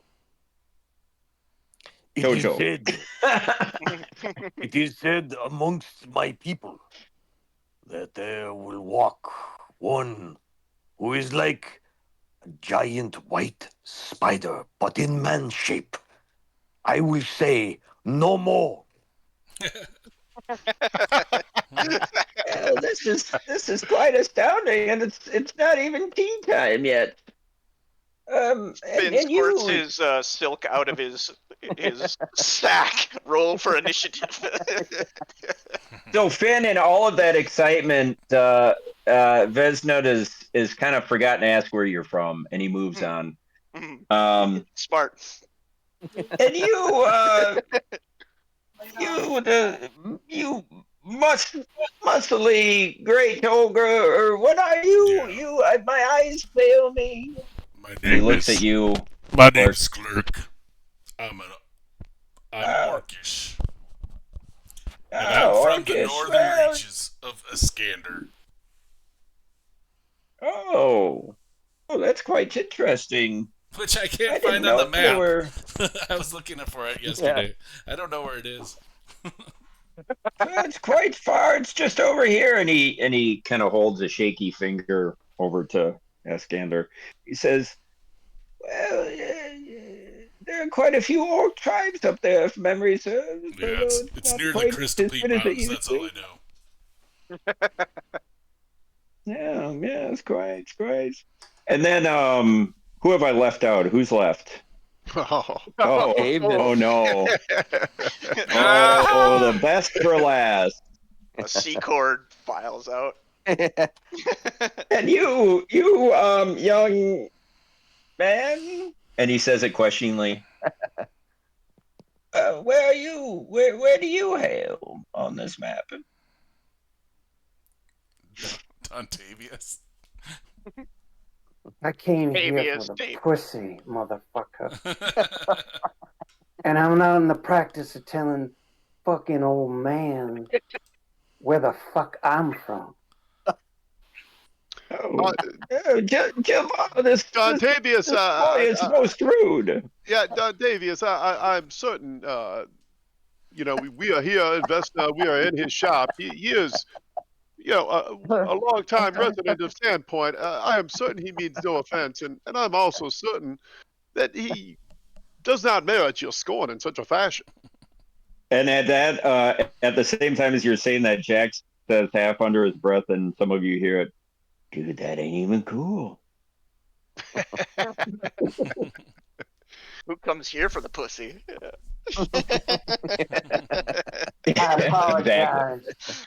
And then at that, you could tell Jilbar that Vesnut's a little put off, and he kind of no longer is interested in having this conversation. So you have a busy and long tour, and I have many matters to attend to, Jilbar. So perhaps we will leave it there, as it were. But that's not a pleasure as always, and my friends, I believe, yes, it is time to continue the tour. We best be on our way. Thank you for your time, Vesnut. Okay, bye now, bye. And as you hear him saying that, he's sort of shooing you out and slams the door. Okay. Yeah. So that's Vesnut. All right. What do we get at the end of this tour? So Hey, have we gotten Vince's guy? Have we gotten Donnie I onto don't the know. list? I don't know. Yep. Let me check. I don't see it yet. Yeah, Doc still Davis. still working on the AI. It's taking him 20 minutes to paint it in watercolor, so please Yeah. give him Yeah. time. Right. Yeah. So you move on, and the next place is the jewelers. And Jax just says, oh, sorry, I gotta switch voices here. And he just says, yeah, that's our jewelry shop. I think it's owned by Maver Kesk. He is well, he's got a lot of guards. Got a lot of guards. That's all I know about that place. And Guards for Jilbar, what? you know that what he's referring to is that this is a really wealthy jeweler, and he is in the habit of hiring local toughs to protect his shop while during business hours. And you kind of get the feeling with this crew that you probably don't want to go in there today. Yeah. What number is the jeweler shop? What number is it on the map? That's number 5 on the map. Gentlemen, my friends, I don't know if any of you are looking for fine jewelry, perhaps for a lady friend you've met on the road, or perhaps for one you care to meet. If so, I highly recommend this establishment. But I know today, with all the people in and out, unless you are in the market, I think that file it away. You may want to come back here, but perhaps we should move on. Do you agree, Jax? Yeah, I think that's a good idea. And then, Jilbar, as Jax kind of looks around, he's going to walk you guys, kind of keeps walking. He's going to kind of walk all the way over here. He's ignoring 6 and 7 on the map. And Jilbar, you would know that 6 is Junker's Edge and 7 is Gorby's Shack. And Junker's Edge is basically the place where the council of which you're a part has decided that's where you guys essentially dump your garbage over the cliff. And there's been a lot of controversy within the town council about whether this is a smart practice environmentally and economically, but you can't ever come to an agreement. And the other thing that kind of makes it just kind of keep going without any arguments is that there's a local goblin tribe that actually steals a lot of the garbage. So as soon as it starts getting piled up too high, it naturally disappears. And everyone, through apathy, just kind of left the system going. So that's that. And then Gorby Shack is run by some half orcs and a guy named Gorvy. And he's the village dung sweeper. So that's why Jax is kind of avoiding that Moving area. quick, yeah. Moving quick. But happily, the next place you get to is the Sage. Just a quick question. Yeah. What is this? Is this just a natural rock formation over here, or what is this? So that's a good question. So that is something that the townsfolk call the Old Lighthouse. And Jilbar, you would know that it's been there since the town was founded. And nobody really knows why or where it came from. To the extent anyone can figure out, it's clearly an ancient ruin. Nobody knows how far back it goes or why it's there. And the general understanding is that it was a lighthouse built by some ancient civilization that's fallen into disrepair, both from the weathering and from local villagers taking pieces of stone to build their stone houses. And that's all you know. My friends, this is one thing that you will find in this land of Varesia that I have come to know and love and to live in as my home, there are ancient lands and empires that used to populate this area, and this is an example of one of the ruins that has stood the test of time. Well, mostly stood the test of time. Now it has, in ways become a resource for the town for stones. But there are ruins such as this throughout. I myself, in my time in Magnamar, to the southwest of here, the sort of capital city of this region, there's amazing sights to be seen there. At Sandpoint, we're not quite that grand yet, but we do still have the impact of these ancient empires. The legacy lives on. And I'll kind of be giving them this speech as we're walking past, Dumper's Edge and Gorby's shack, or Junker's Edge and Gorby's shack, trying to make sure they're focused on the important things here. As you say that, you notice Ziggy leans in, and he's actually quite interested. Oh, well, as fate would have, that was perfect timing, Jilbar, because you see off as you come to the next building, you see off in the near distance, you see a wooden structure like a what would you call it? Like a four-cornered rectangular wooden bar, outside bar, for lack of a better, like a tiki bar, for lack of a better term. And you see an old man in the middle, and you see there's a bunch of chessboards all along the rectangle or the quadrangle, and there's a bunch of people playing, and you see an old man walking around making moves on the chessboard. And if anyone's ever been to the Renaissance Festival, and you remember the old chess master that's there, you could pay $5 or whatever it was, and you can play chess against him, and he plays against multiple people at the same time, and he just keeps walking around playing people. And that's what you see here. And as fate would have, you see that gentleman. I don't know if you can see. You could see him there.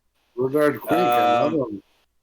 That's our Brodard Quink. Imagine him, kind of with wispy balding hair and some robes, and moving around and playing. And when you guys come up to the area, he's playing 6 different people at the same time and kind of moving from piece to piece. And he'll gaze down and look at a board and study it and move. Other times he won't even spend time looking down. He'll just walk over and make a move, lightning fast. And you hear him say, he's got his back turned to you, but it's amazing. It's as if he heard that whole conversation. He says, Jilbar, regaling them on the history of Sandpoint once again, the great tower. Well, Brodard, as you know, I know very little of this compared to a wise and scholarly man such as yourself. I know only enough to introduce the subject and then hand it off to those who have far more depth of knowledge. In this case, you. Yes. Very wise, very wise. A wise man knows when he must hand things over to a true scholar, such as myself.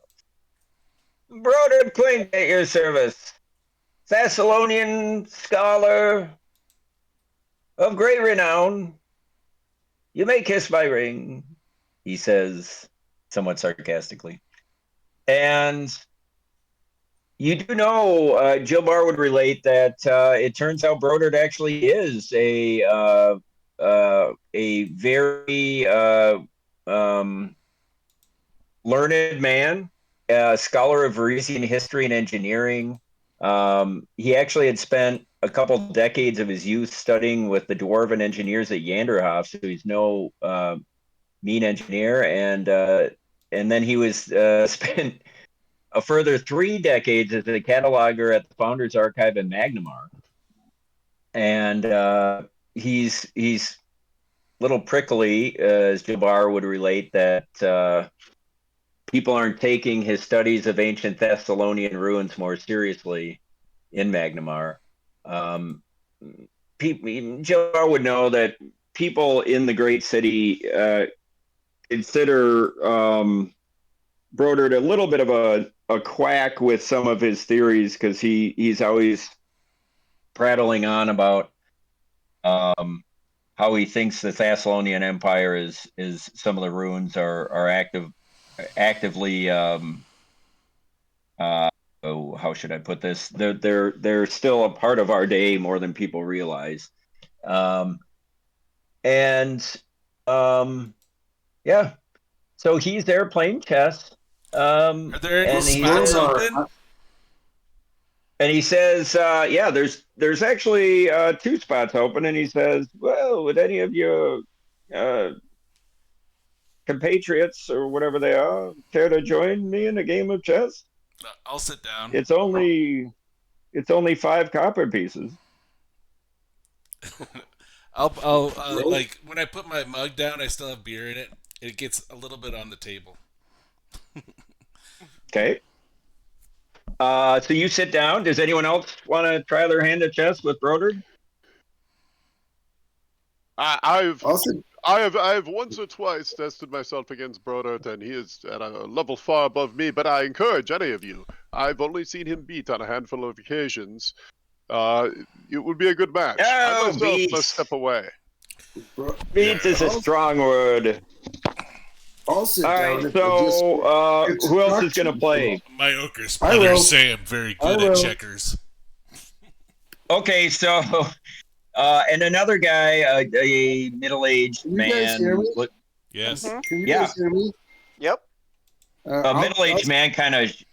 So there's another man just kind of shakes his head as Brodert says checkmate, and he walks away. So there's a third spot that just opened up if anyone else wants to play. Hey, Horton, can you hear me? Yep. All right, I'll sit down, but mostly just to talk to Brodert. Brodert, so Ziggy and Glurg, and is anyone else sitting down to play? Okay. So you two sit down to play, and Dojo's just watching the room. Mm-hmm. Okay. And 2. Okay. And Broder's constantly moving around playing different tables as he's talking to you, and he says, so new to Sandpoint, I don't recognize any of you. Yeah, I'm here to learn more about Thessalonia, actually. I'm here. You're the man I want to talk to. Oh, and his eyes kind of brighten at that, and he says, oh, really? Well, my reputation precedes me, I see. No, it's true. I've learned about you 10 minutes. Oh, right. And he says, well, those are serious conversations. I would love to have them, but I don't think today is the day. Perhaps we can meet, after the Swallowtail Festival. Agreed. He kind of brushes you off. You kind of not rudely, but he clearly is trying to focus on chess and doesn't seem too interested in talking about Thessalon right today. No. Okay. So, I like the shiny colors. you guys. Okay, so now do you both know how to play chess? I mean, is it a like in real life? I'm bad at it. No, your characters. I'm just playing a game. I just thought it was I would assume I would assume that I have a passing understanding. I'm a pretty smart guy, and okay. Why don't you make a intelligence check? Tell me what you get. I wish I had my dice on me because I'm gonna have to do it on the board. This hasn't been working out for me tonight.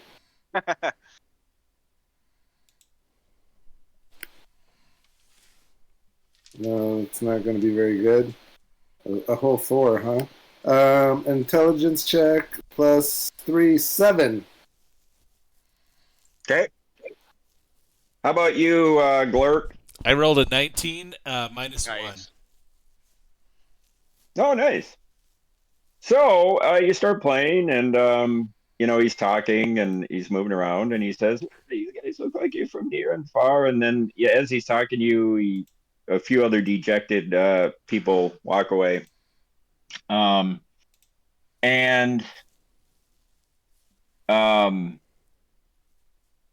he looks at you, Ziggy, and he says, somewhat under his breath, says in a quieter voice, so you say you have an interest in Thassalon. Is it genuine? I find many, many secrets, and many things are buried with the dead. Too true, friend. But if you're seeking knowledge of Thassalon, you've come to the right place. I agree, though. Game time is not time to talk serious talk. Yes, Maybe yes. we can set We will talk, though. We will talk. And then just at that, he makes a move and he captures your queen. Glork, you last a couple rounds longer, and I'm just like, you're quite. I'm actually, I'm not very intelligent, but I'm just maybe using some charisma to move some stuff around. Yeah, maybe you're watching some of the other players or whatever, but you're actually holding your own, and you last about 5 turns, and then he smokes you. Maybe you figure out it's some better. Literally. Yeah, he smokes you. He says, "Well, gentlemen, pleasure making your acquaintance." And at that,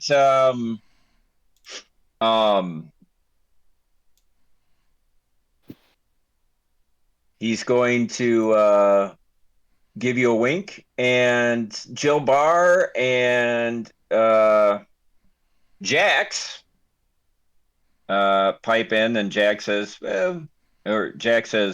"Let's keep moving on." Before we leave, I'm like, Brodar, where can I find you in town to talk again? Talk more business. When I'm not at festival time, I'm found in my library, this very building. So just stop on by and we'll have a chat. What building are we in right now? Okay. Yeah, it's number 8. Nice. Okay, so that's Brodard. And I'll when I lose, I'm gonna get up and shake his hand very tightly. Like it might hurt him a little bit. Okay. Yeah, he gives you a real limp handshake. Okay. What if he returns it into more powerful handshake? It was a good game of checkers there. Okay, so you're moving yes, checkers indeed. So you move along, and the next place you're going to run into, and don't worry, guys, we're not going to do all 45, but I'm just getting you to a couple key places. Yeah, so we're here at like 4 a.m. Yeah. And now that was a legitimate concern. Yeah. So the next place is the locksmith, which you kind of just make note of, but you kind of Jill Barr says, yeah, it's a town locksmith. If you ever, well, I'm talking for you, Jill Barr, but if you ever run into that need. And then the next big stop is relevant is the town garrison. So the Sandpoint garrison. So this is a big stone fortress. It serves double duty as the militia barracks and the jail. The jail is located in an underground wing, while the above ground portion houses the town's guard. And Jill Barr, you would know that there's a dozen full-time guards and about twice as many servants and other experts live in the garrison. There's also a handful, including yourself, of the deputized townspeople who can, hold their own in a fight, who are part of the able-bodied militia, of which there's about 60 men. So all in all, the garrison's got about 70-ish people who theoretically could fight in a situation, but really only a dozen actual men-at-arms. And I wouldn't necessarily reveal all of that now, but I would say My friends, this is the garrison of Sandpoint. Sheriff Hemlock, he is in charge of the militia and keeping the peace in the town. He and the full-time members of the garrison, this is where they reside, along with those who support their services and support the town. Yep. And then just next door, as you kind of keep matriculating on, is number 11 on the map. And I'll move all you in a minute. But this is the Sandpoint Town Hall, a two-story building. And this is where town meetings are held, including the council meetings. And this is also the office of Sandpoint's mayor, Kendra Devrin. So this is kind of the seat of government, as it were. And just outside of here, you hear, as you're all kind of coming along, right in front of the town hall, you see there has been a kind of a pit dug, and there's a handful of men-at-arms and a big rope.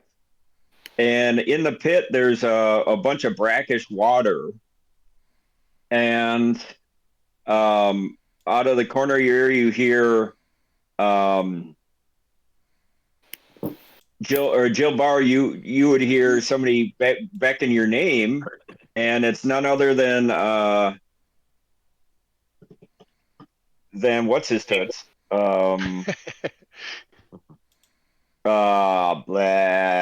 Sheriff Hemlock.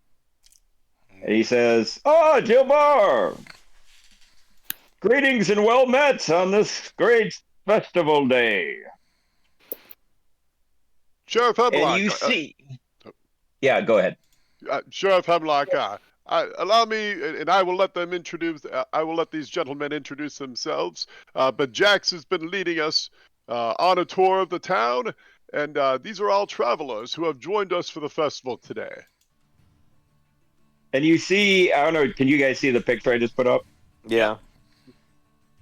So this is what Hemlock looks like, imagining him in a says suit of chainmail and resplendent in the town guard finery. And he's a dour man, and he kind of eyes you guys up and down, and he says, "This is a Mötley Crüe, Jilbar. How did you come upon these people?" He says this kind of half under his breath to you. Appearances, as you know, sometimes can be deceiving. There is some uncertainty here, but there's also some strength. Perhaps they can be of use. When I first arrived, except for Renata, not everyone thought that much of me either, and hopefully I've changed that opinion over time. Of course you have. Of course. Well, as fate would have, you know, they make me do this every year, and I loathe to do it, as you know, but, you know, I'm trying to be a good sport for you and the council members. We're having our annual tug of war. It's me and that's something. why can't I think of their names? Yeah, and why can't I think of the two town guard names? Bloody hell. Simon and Simon. Simon and Simon. Yeah, Deckard, Simon and Simon. Deckard and Kington. Decker and Kington, who have just come off their shift. Yeah, it's the three of us against, we're looking for three opponents, you know, photo op and all that, even though there's no photos. So, Jilbar, what do you say? You got anybody in this Mötley Crüe who could tug a rope? Try to dirty us in the brackish water?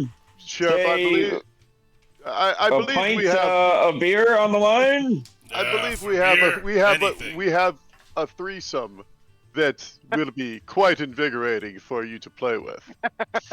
Allow me, and this I will now introduce them. First, my new friend Glurk, and I'll introduce him. And perhaps Gojo, would you care to join us as well in honor of your father, Kojo? In a tug of war? Certainly. Okay. And you need one more. I Or think did you have? Jabbar.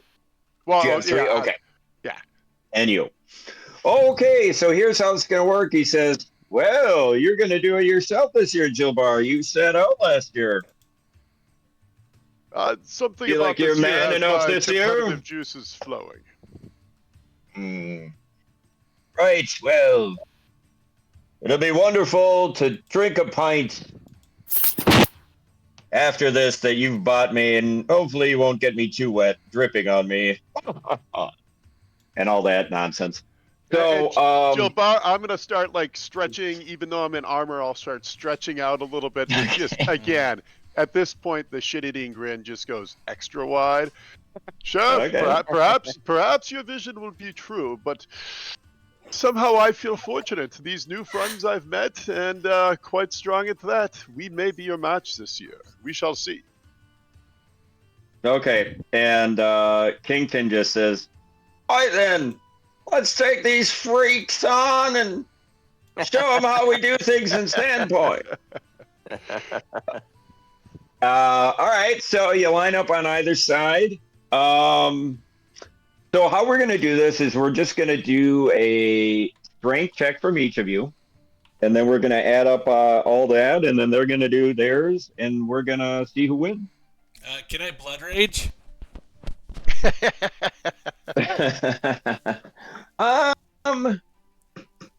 How conspicuous is a blood rage? It's kind of like, hulking out kind of thing. It's like, make a wisdom check. This is a feat of strength. I think you might do that. A wisdom check. Yeah, give me a wisdom check and tell me what you get. All right, wisdom check. It's just Wisdom getting pumped, man. +0. 7. Okay, you think it would be just fine if you raged out. Why not? And Jill Barr, make a perception check. Okay.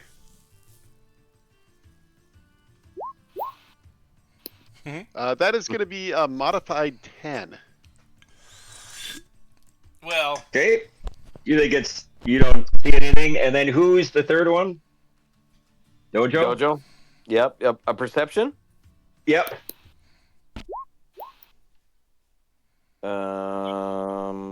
That's good. Let's see. Hang on. 26. Ooh. Oh wow. Perfect. Dojo, with your preternatural senses, you've been you're a man of the world, and you've been in battles, and you've traveled long and far, and you've seen this type, and you know that your newfound companion looks like he's going into a rage, and you think that would be a terrible idea in this situation. What do you do? I'll approach Gurk. Oh, Glork? friend Gurk, please stay your righteous anger. I think it would behoove us now to keep a cool head, lest we run into trouble. Do you not agree? Make a diplomacy check.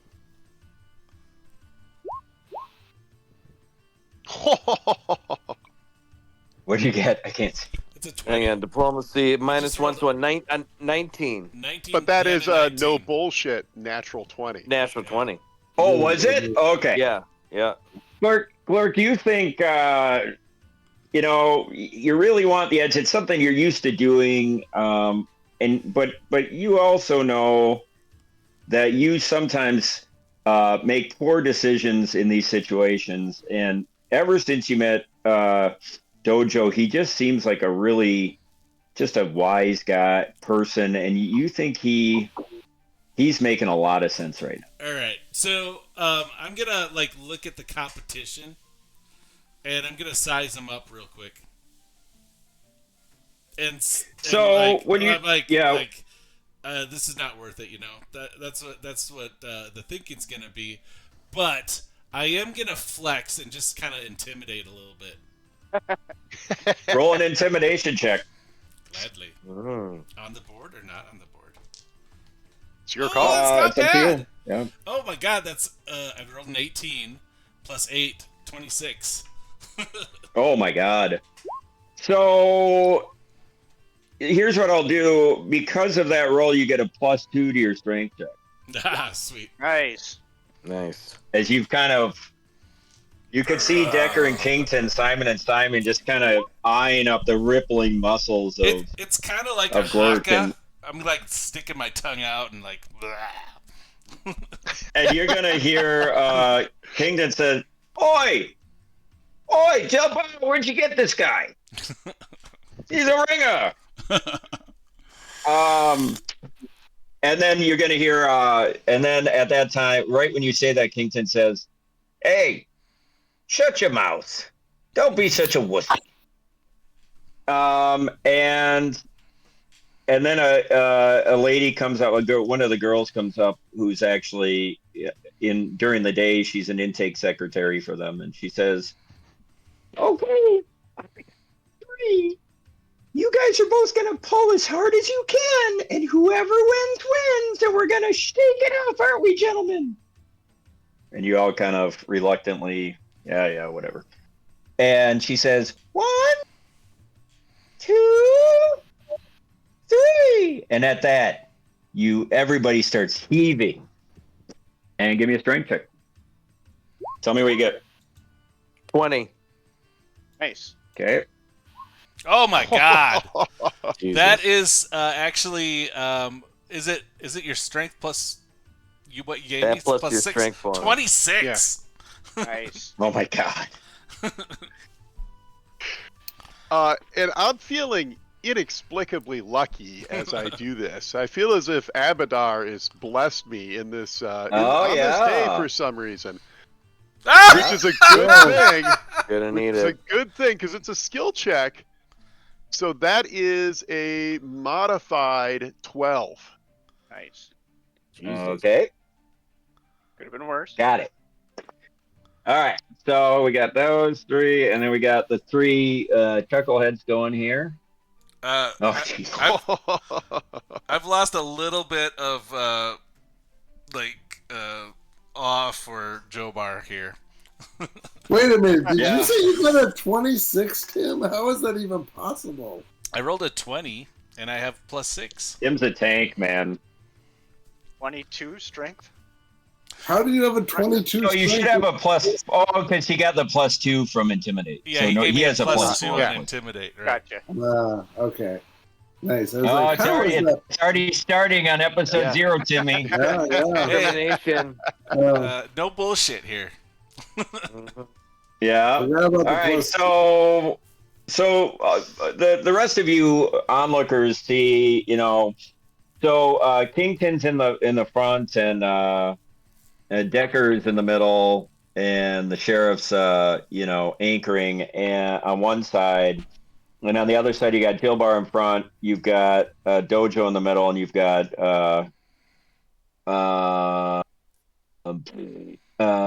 Glurk.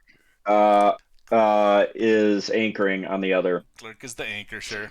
And right when you say 3, for like the first microsecond, maybe second and a half, 2 seconds, Kington Decker, it's clear they have good technique and they've been doing this for years. And you see Dilbar's foot kind of give way and start sliding about 6 inches toward the pit. And then at that moment, you see not only you see Glurk and Dojo dig in, and then out of nowhere, you see Glurk just he lets out a bellow, and all of a sudden, all 3 of them just go flying into the pit. And they're like, "Whoa." And there's tons of townspeople have been gathering around, and you just hear laughter and, "Hey, Jeff, looks like you got bested. Jeff, don't quit your day job," and all that. Puny humans.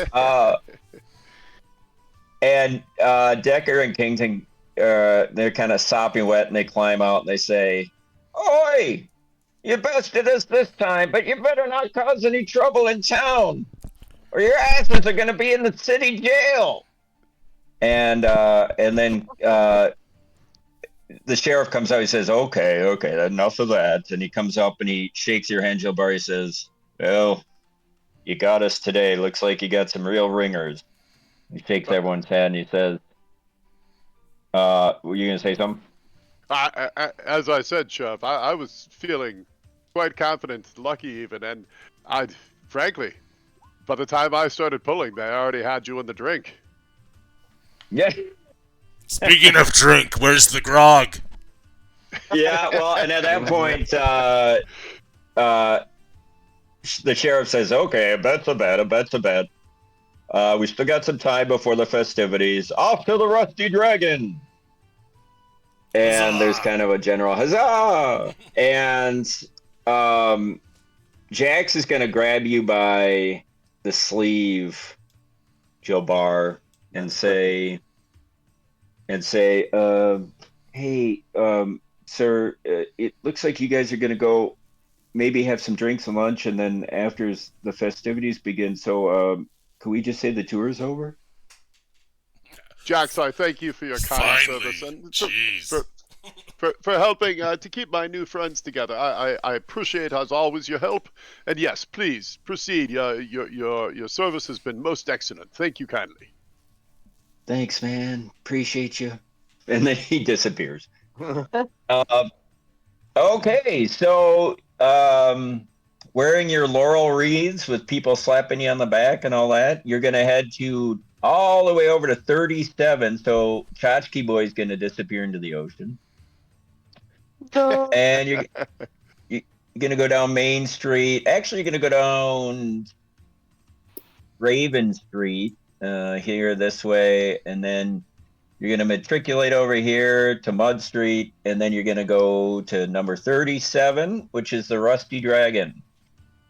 And at that point,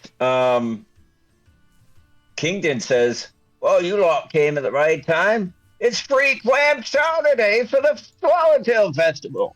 And everyone starts cheering. And as you get near the dragon,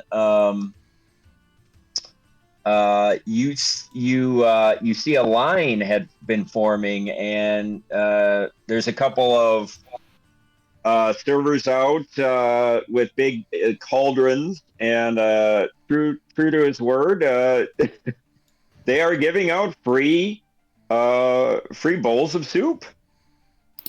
And as people, grab their soup and head on through town, or even go into the dragon. How does the soup look and smell? I mean, is it on the level? Well, so well, Jill Bar would be.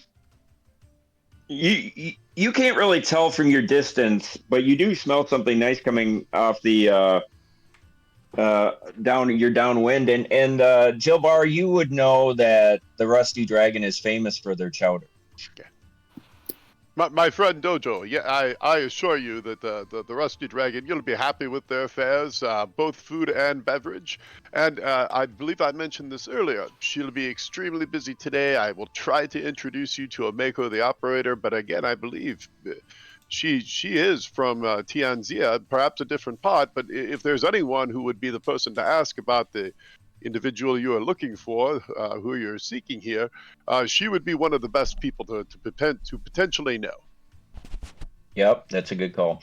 So, and at this point, the DM's going to call a timeout to tell you to piss and get a glass of wine, because I've got you to the spot I want you to get us, and we're going to have a little merriment, and maybe one or two things may happen in the dragon, and you could expect we'll be wrapping this up by about 11:15.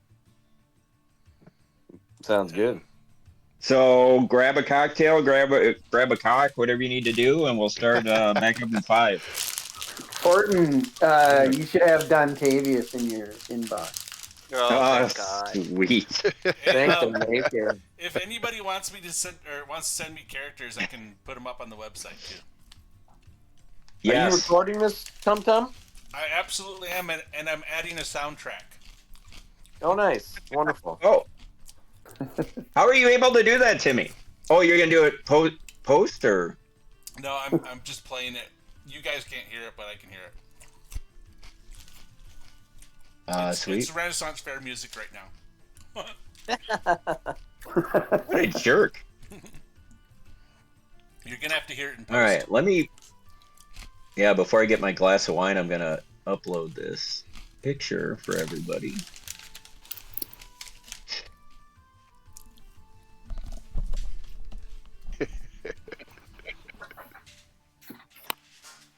Okay, there's that. Upload.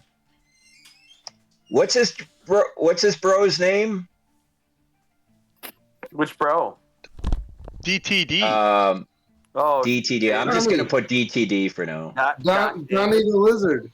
That's what I call Oh yeah, or Donnie the Lizard. GOTL. GOTL, Gift of the Lizard. My name is Dontavius Tavius Davis.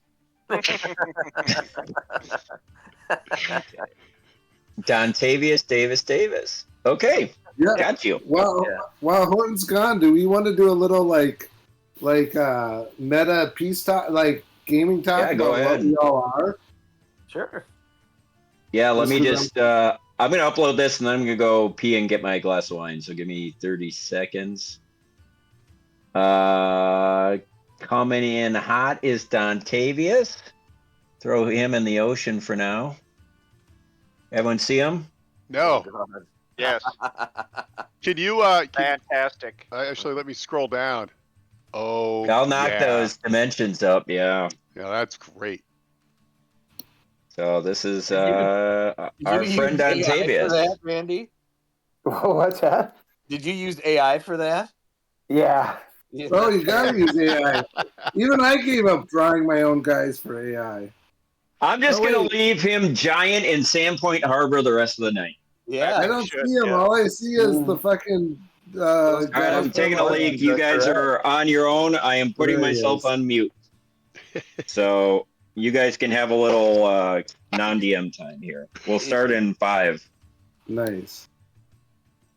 Okay, so what is everyone? So Timmy, you're a Blood Rager. Any archetype on the Blood Rage? Anything funky we need to know? Tum Tum? Maybe he's getting a sandwich. Yeah, Probably. grabbing a cock. Yeah. Well, Till, you're all hot and bothered. Why don't you lay out your schlong first? Yeah. His robe. Yeah. No, I'm a investigator, but I'm a gravedigger, which is I'm probably gonna fuck it up, but I think it's part occultist, part Alchemist. It's basically a investigator who gives up a couple of investigator talents to get some occultist talent. So yeah, basically I like to dig in the ground and unburied treasures and knowledge is basically my deal. So I'm a tiefling. Right now, I don't think I have to look. I was just looking. I don't think my PDF of my character is showing my tiefling things, but I'm like a Damon Spawn tiefling, and I have. Right now, I'm mostly just an investigator. I'll start getting some other more occultist powers as I progress. But What would be like the analog to like an investigator? Because it's similar to a alchemist from the point of view that you and I, which will be great, I think we'll work great together, both have formula books and both use elixir, not discoveries elixirs. or No. So that's the thing, because normally I could take discoveries I think as a feat, but because of my archetype of gravedigger, I give up the only alchemy I have is the not elixirs. What are the fucking little tinctures? Extract. Mutagens. No, I don't have mutagens. I don't have bombs. I just have extracts. That's so basically the only similarity is you and I have. That's how I get my spells is through extract and through making little potions. Other than that, I have inspirations, which helps give me a plus to skills and feats and this and that, and later as I advance gives me pluses to attack and fighting and stuff like that. And what does the Gravedigger part give you? He's the part that kind of pulls in occultist things, where I basically get an artifact. That's not the right name, but basically give me other abilities and stuff like this. Mostly for the Gravedigger, I'm kind of focused on the undead, but for the most part for this game, like eventually I'll be kind of the skill monkey. I get a lot of skills. I get like 10 skills. I get a lot of skills. That's good because my skills are horrible. So I'm kind of the skill monkey. You know, but I'm a decent in a fight. You know, I probably could have done a tug of war too. I think I'm about as strong as the monk. I have a 16 strength to be really. I'm kind of a strength fighter because part of the Gravedigger is I have the scythe, so I couldn't really be a dex fighter. Is that a reach weapon?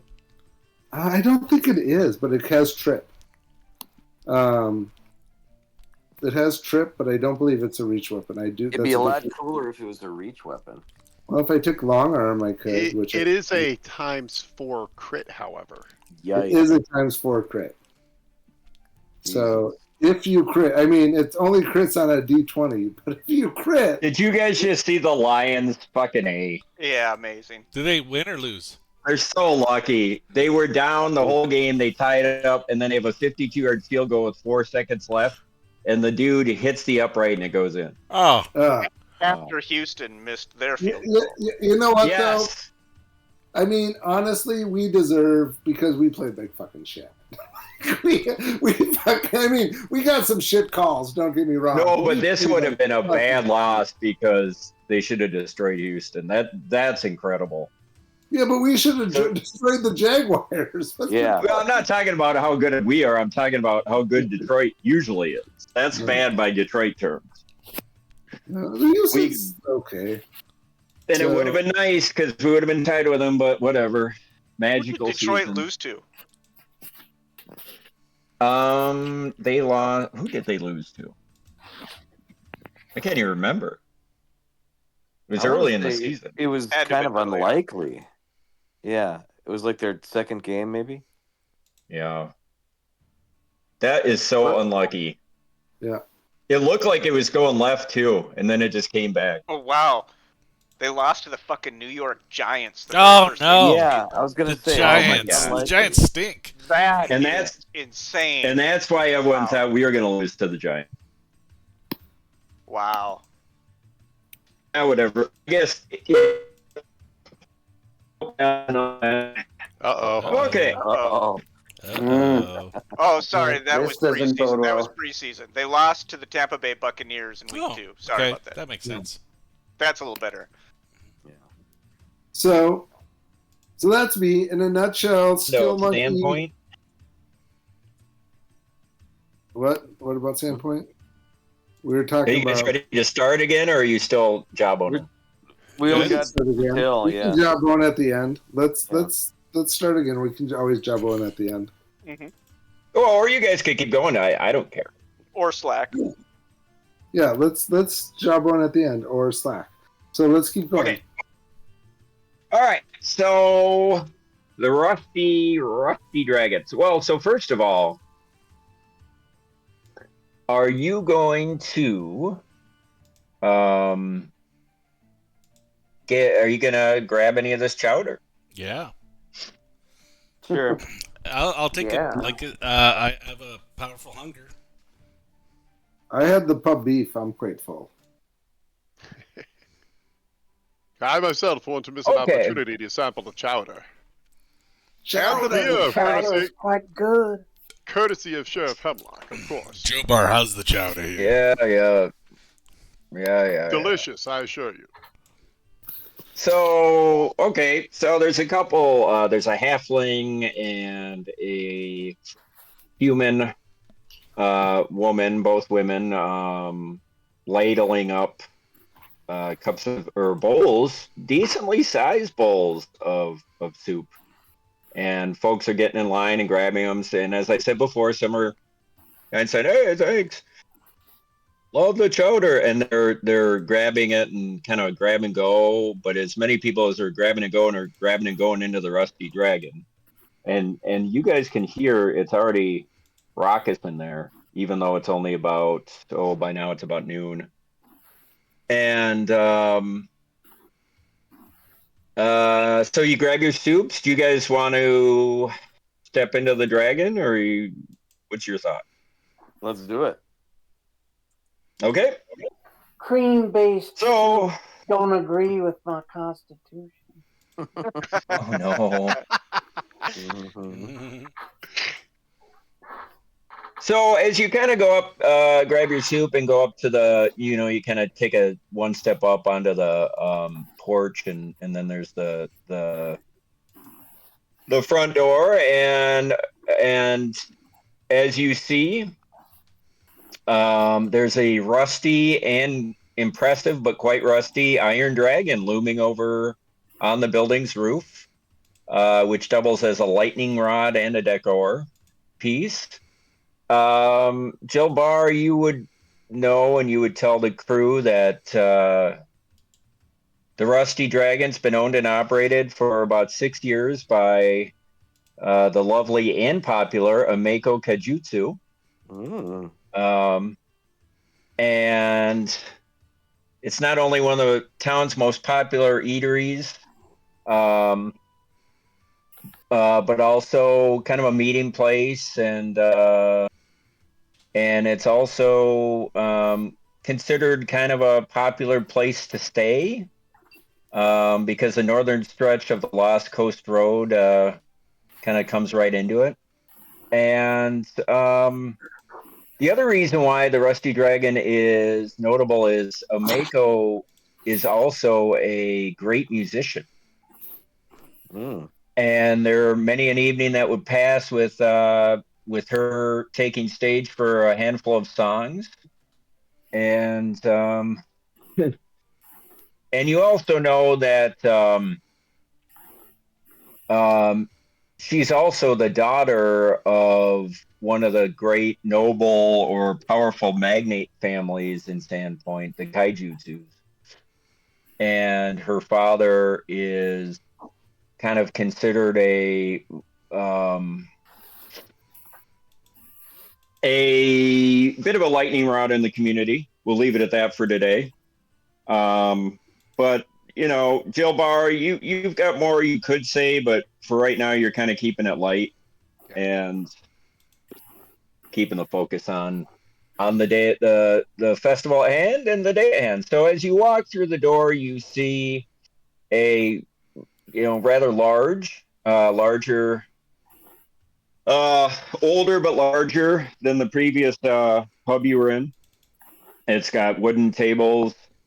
Oh, I don't know, maybe 8 to 10 on each side and 6 in front. It's a pretty big place. And there's a big long bar and stools up there. And what you do notice right away is the place is packed already. And there's a minstrel in the corner, and people are singing and dancing, and people are lining up to get drinks at the bar. And you see, as you kind of look, you see, whoopsie doodle, behind the bar, you see, who do you see? You see, not Dontavia, you see this beautiful lass. Can you see her? I'll make her bigger. Yeah, much bigger. Yeah. You can cover up the gift of the lizard if you want to. Mm-hmm. So Let's not be hasty. So Jill Barr, Nice. this is Polly Pill Bottle, and she's the one of the barmaids here. Pill bottle. And you all, yeah, Polly Pill Bottle. And you also know that you also see a Mako on the other end talking to some people, and she kind of turns your way and gives you a wave and a nod. And excuse me, who is a Mako? What does a Mako look like? I think is what you're all wondering. Mm-hmm. Yeah. Is it Well, a let me show Mako you. with an A? Is it just Mako like a shark, or is it a No, Mako? a Mako. A Mako. Yep. And this is what you see. Not visible to players. Oh, Yeah, I no. want to show it to everybody. I hate it. There you go. You see her? Nice. Oh, okay. Uh-huh. Yeah, Yeah, she's she's smoking heavily hot armed. she's more my style. and heavily armed. Yeah. Kaijitsu. And she's What the got hell? a kind of a loot. Yeah, it's a Mako Kajutsu. Yeah, I can have a boner for that thing. Yeah, I think we all could. So, I'm guessing you might right now, Derek. Yeah. so Gilbar, you walk in, and then Sheriff Hemlock walks in, and that gets Amako's attention, and she kind of waves both of you over and says, "Sheriff, Gilbar, over here. I've got a seat for you guys and your companions." And she kind of questioningly asks. I kind of shyly Gilbar? wave. I kind of shyly wave Yep. at her at that point. Hi. Okay, and Hemlock's going to say, yes, these men invested us in the annual I probably could competition. What do you call it when you... What the hell's wrong with my brain today? I think it's because I'm too sober. What do you call it? Tug of war? Rope pulling. Tug of war, thank you. Oh my god. I need quackers. So anyway, that. So she says, "Oh," she kind of raises an eyebrow, and then Glurk walks in, and she says, "Oh, yeah, I could see why." I'll wink at her. And yeah, and she kind of lets that pass, and she says, "Well, have a seat. It's busy today, but we always have room for Gilbar and Sheriff Hemlock, and I'll send Polly over to get your drink order." Mako, I And, know you're extremely busy, but I would be remiss if I did not take just a chance. This gentleman, Dojo, son of Kojo. What? Sorry, what? I can't hear you. What? I'll just wave and sort of motion to Dojo and, give her like the hand sign of when you have a chance. Yeah. I'll just Oh, nod. sounds good. I'll stop by the table. I'll stop by the table and say hi. And it is really loud in here, and there's and and it's kind of going crazy here. And so you all take a seat. Does everyone take a seat? I should ask. Yeah. Okay, so you all kind of belly up. It's big. You got a big, I don't know, 10-seat table. So you got Hemlock and Kington and Decker and the rest of you and sitting down. And a couple minutes later, Polly Pillbottle comes over, and she's dressed in a somewhat scantily clad, kind of like in the picture, and her boobs are quite. She has quite a ample bosom, and it's pushed up, not leaving a lot to the imagination. And she says, "Hey, gents, great to see you tonight." Or great to see you today. What can I get you? Oh, you look thirsty. Ale. Barkeep. Right. We've got yeah. Polly, go ahead. you look lovely as always. If you don't mind, I'll take my regular, the Magnumar Ultra. I'll have what he's having. Yes, of course. And make it Do a you double. do you have pictures? Are we all good with the Ultra? Do we want the Porter? I don't know. We could get a couple pictures. Maybe one of the Ultra, maybe one of the Porter. Bring us a picture of the Ultra. Bring us a picture of the Porter. Well, we've also got the Two Nights Breweries just made a nice pale ale. We just got some kegs of it in. Oh, bring us a picture of that too. 3 pictures for the table. That should be enough. Right. And then Hemlock says, "Nothing for me, Polly. Big day today and all that." And Polly, this is, I should point out, on Sheriff Hemlock's tab, at least the first round. And he kind of laughs and he says, and she looks kind of questioningly at Hemlock and he says, "Yes, just the first round." And everyone kind of laughs. So she scampers off and Did we get apps? Do we need apps? Should we have gotten some apps? well, you got your soup. We You got got your soup soup. here, And you man. kind of get the sense on a day like today that they're, in Hush fact, you puppies don't would be nice. get the sense, you know that they're not serving any other food today. It's too busy. Has the festival So- started? Like, So this is kind of the festival, quote unquote, started this morning, but the actual ceremonies. Well, actually, you want to ask that of Sheriff Hemlock? Sure. As the festival proper started, as it commenced. No. We always begin the formal commencement of the festival at mid-afternoon, and this year is especially solemn and special as we're consecrating the rebuilding of our Sandpoint Cathedral, which sadly burned down 5 years ago, and it's just been rebuilt. So it's a happy day today. We will be Mayor Devrin will be giving a few words, and then the prelate of the cathedral will be coming out and giving its official consecration, and then after that, the festival will have officially started. But people come from long and far. This is a big week, so people, as you see, get started early. I'm sorry if this is known. It seems like a big deal. Like, people keep talking about this cathedral burning down. Like, what's the deal? How did it burn down? Someone leave it. Like, what's up? Jill Bar, at this, you know that the sheriff, like you and the sheriff exchanged, or the sheriff kind of shoots you a look, and you know that this is not something that you want to bring up with the sheriff present. Well, there was, suffice it to say, long story short, there was a fire about 5 years ago, and the town, obviously, we are people of faith, and we had to rebuild so that we could honor the most important and sort of most recognized of the gods of Galarian.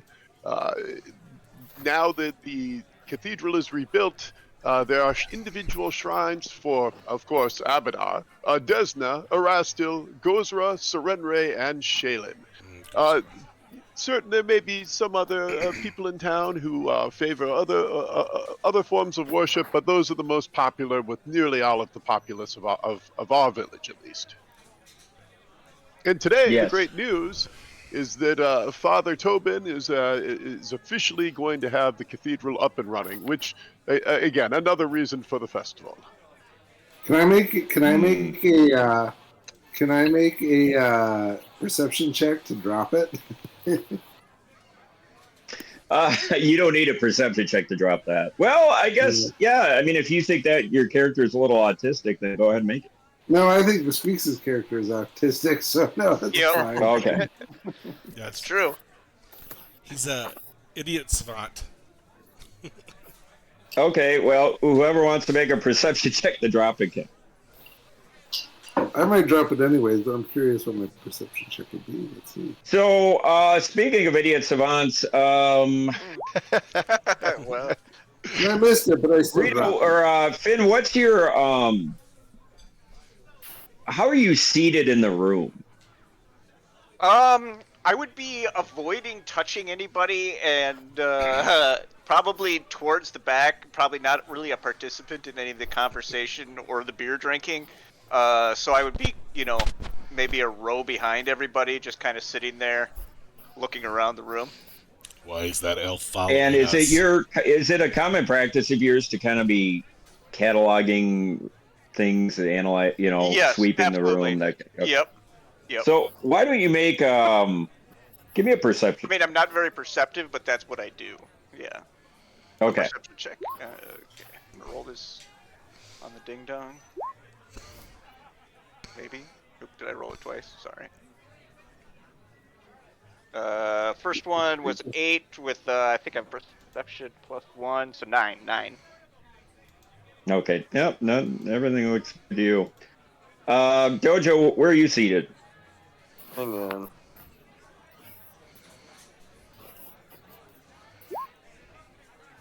Damn it. That's probably a 10. Yeah, 10. No. Okay, Jill Barr, you're kind of you give that explanation and then you kind of glance around the room. Give me a perception check.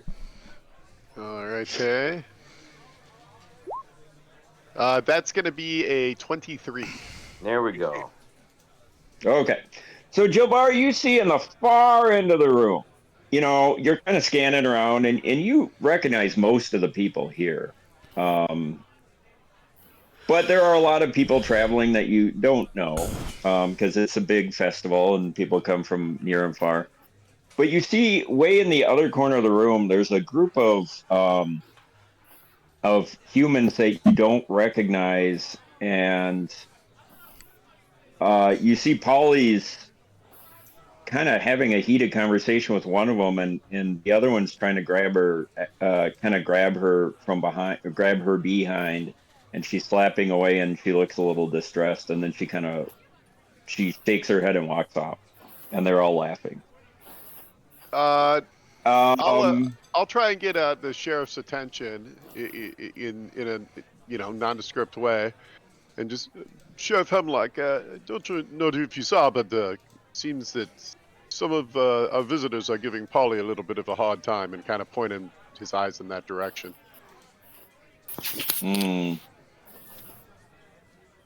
Well, I'll keep an eye on it. Let's not make a scene, but I don't recognize them. Do you? No, they don't seem familiar to me at this time. As long as they All right. Well, do not cause further trouble, I just wanted to bring it to your attention, of course. no, I appreciate that. Yeah. So let's keep an eye on it. Can't have disorder today of all days. And at that, there's a little boy who comes and runs in, and he says, "Sheriff Hemlock, Sheriff Hemlock," and he hands Hemlock a note, and Hemlock reads it over, and he says, Christ. Says, Decker, Kingdon, we've got trouble on the north gate. Let's go. And then he looks at Jill Barr, he looks at you, and he says, I gotta go. We got some issues at the north gate, but can I count on you to keep an eye on this place while I'm gone? Yes, Make sure things don't get out of hand. Are you sure you don't need our assistance?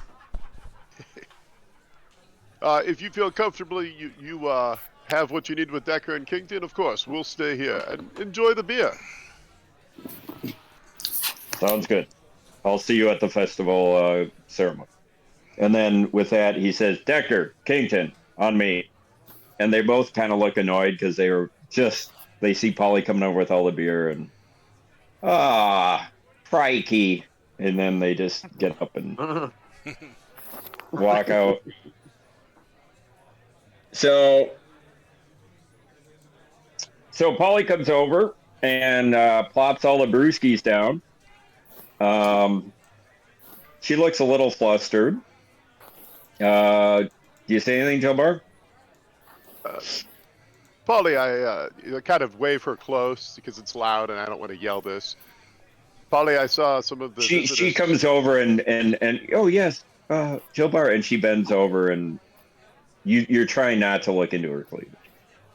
Yeah, of course. Renata would not like that at all. And she and Renata are friends, by the way. Yeah, of course they are. Polly, I noticed some of the visitors were giving you a hard time.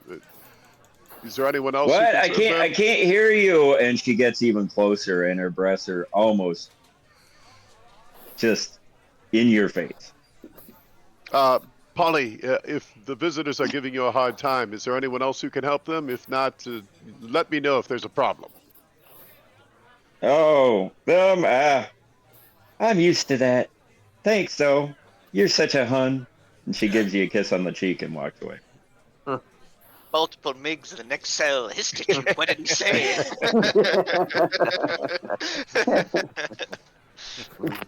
So you guys are, enjoying your beer. It's quite good. Wasn't there Raucous supposed to be scene. music? Do you guys? Yeah. Well, in the corner there is actually there's a minstrel playing, and every now and again you hear shouts of "Ameko, Ameko," and she laughs and she says, "Not yet, guys. Yeah. Ask me tonight. I got a long day." At some point, yeah. At Go some ahead. point, I'm going to talk to Mako about getting a room because I don't have a room for the night. So. Okay, well, yeah, and all of you can discuss that. This would be a good time to discuss if you want to share anything with each other, if you want to discuss about a room or your accommodation, all that kind of stuff. This would be the time because you've got Mako isn't too busy yet, but you get the sense that as the day wears on, A, it's going to get busier, and B, any rooms she may have are going to be gone. Friends, I need a place to sleep for the night, but I am frugal amongst many other things. I'm wondering if anyone of you would like to share a room with me. I snore slightly, but not too badly, and I do like to sleep in my loincloth, but not fully in the raw, just to be completely out there. Well, I sleep in the raw if you have any problem with that. No, gross. Yes, long as you don't I do will that. share a room with you. That suits me quite well. Okay, so how many of you need a room? I need a All of room. us? Dojo. Everyone but Jobar, right? No, All I right, live what in about town, Finn? but Finn, how do you feel about this? I was thinking of going back to my parents' house, but hearing how people sleep, I think I kind of want to stay and watch how they sleep. So maybe I'll pretend. I'll continue to pretend that I'm not from town, and I'll just kind of. I'll say I need a room too, Okay. but I want to share it. And Maybe by with the way, Ray no one Figure. knows you're from. Nobody knows you're from town, including Jilbar. Correct. So, yeah, So, What a little freak you are. are you sharing that? Are you sharing that? No, I absolutely will not share that I'm from town. I think my parents Okay. might get mad if I brought somebody home. So. I need to I've had a little too much beer, but I'm not quite drunk yet. But I'm gonna have to go up to Finn. Is it Finn? Yes. Yep. And- Well, you can. and- Yep. and I haven't said my name yet, but yes. I'm gonna go up to the elf and look him in the eyes and ask him why he's following us. I Okay, was- Finn, how do you respond to that? I was asked by the paladin.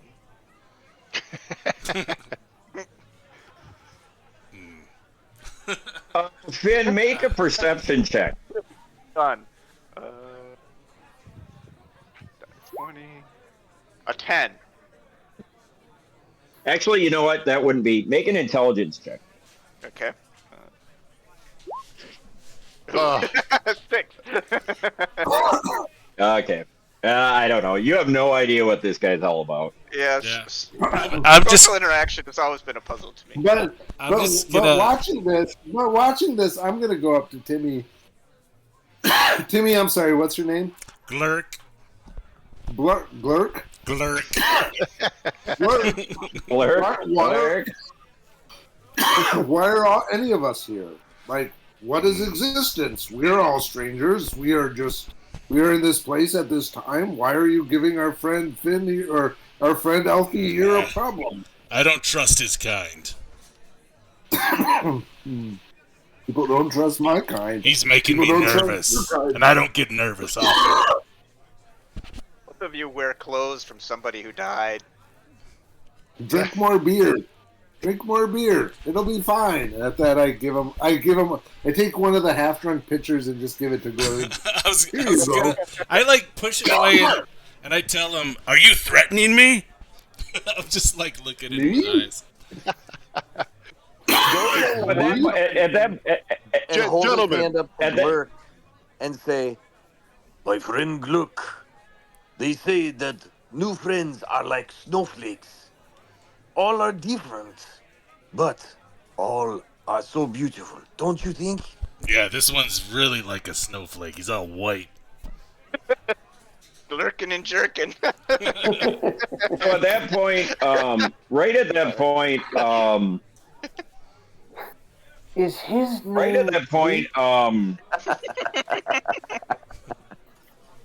Erasmus Sasmus Salvatas.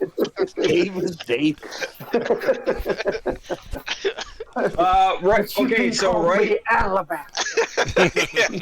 The king snake. So right at that point, you hear screaming out of the corner, "Gilba! Gilba! Is that you?" And you turn and you see the very formidable, girthy body of Ramsey Burglecut coming toward you. Ramsey Burglecut. Wow. Fucking And burger. remember, This guy imagine better live up to Burglecut that from promise. Yeah, right. yeah, imagine Burglecut from Willow. And if he was a big 6'2", 300-pound oaf. And you know him as the Jilbar, you know him as the beer taster, the town's beer taster, and he's not on the town council, but you're familiar with him in your capacity. Oh, And so he's the actual ale taster. So an ale taster actually serves an administrative post. You wouldn't know this, but Jilbar would explain.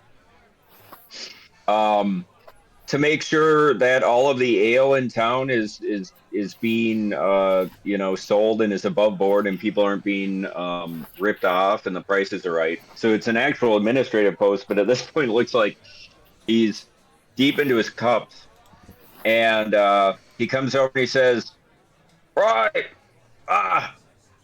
never thought I'd see the day when Jill Bar was in the Dragon before nightfall." And he says, Ramsey, the day is young and it is the festival. Perhaps, my friend, you should make sure you can taste the wares and ensure everyone has the best beer the whole day. Maybe and he slowing cuts you down would off. be a good He's idea. like, no, he cuts you off. He's not even listening. He says, Mimsy Buckle. And Mimsy is another bartenderess. And she's a halfling, Mimsy Buckle. And he says, bring the special grog, the stuff that I don't let you guys sell. And she says, right away, sir, Mr. Burglecut. And you guys get the sense that Burglecut's got a little, power over everybody in this industry. And quicker than you'd imagine, she comes over with this huge black jug. It's like almost as big as a what would you call it? The old Roman amphoras. And he says, "Right, you take your old men, take a swig of this. We'll see what you're all made of." And then Mimsy starts. She's got a bunch of glasses, shot glasses, like a 8-ounce glass, and she pours you almost to the top and starts handing them out. Is anyone going to drink it? Yeah. I'll drink it. More ale. Okay. All right. Give me a Constitution check. Nice. Nice. My friends, I do warn you, it is quite strong. I've had one after each Enough of of my that. children. You're always such a sour puss, aren't you? Well, I am officially somewhat deputized You're by the such a sheriff at this sourpuss. time. Ah, don't listen to him. He's an old man in a young man's body. Listen to old Burgle Cuts. He won't do you wrong. I got a 15, Horton. I got a 10. Okay. Okay. Anyone else sampling? Not me. I got a 10. Who said that? Is that Werner? Nobody That was real. David. Danny the Lizard. Tavius. Oh yeah, DT. All right, so whoever got a 15, who got the 15? That'd be Ziggy. Ziggy. So Ziggy, you kind of look at it, measure it up, smell it. It smells terrible, and then you just quaff it down. You take the shot. I mean, you're just glurging it down. It hits your stomach. Yeah, it hits you. Yeah, right. It hits your stomach like if you just drank a vat of acid or something. Not LSD. And you like start retching. But you hold it down. And almost immediately you start feeling fucking drunk. The other two of you aren't so lucky. You slam it down and you immediately like do a retch spit take and start retching. To the great embarrassment of both of you. So it's just like and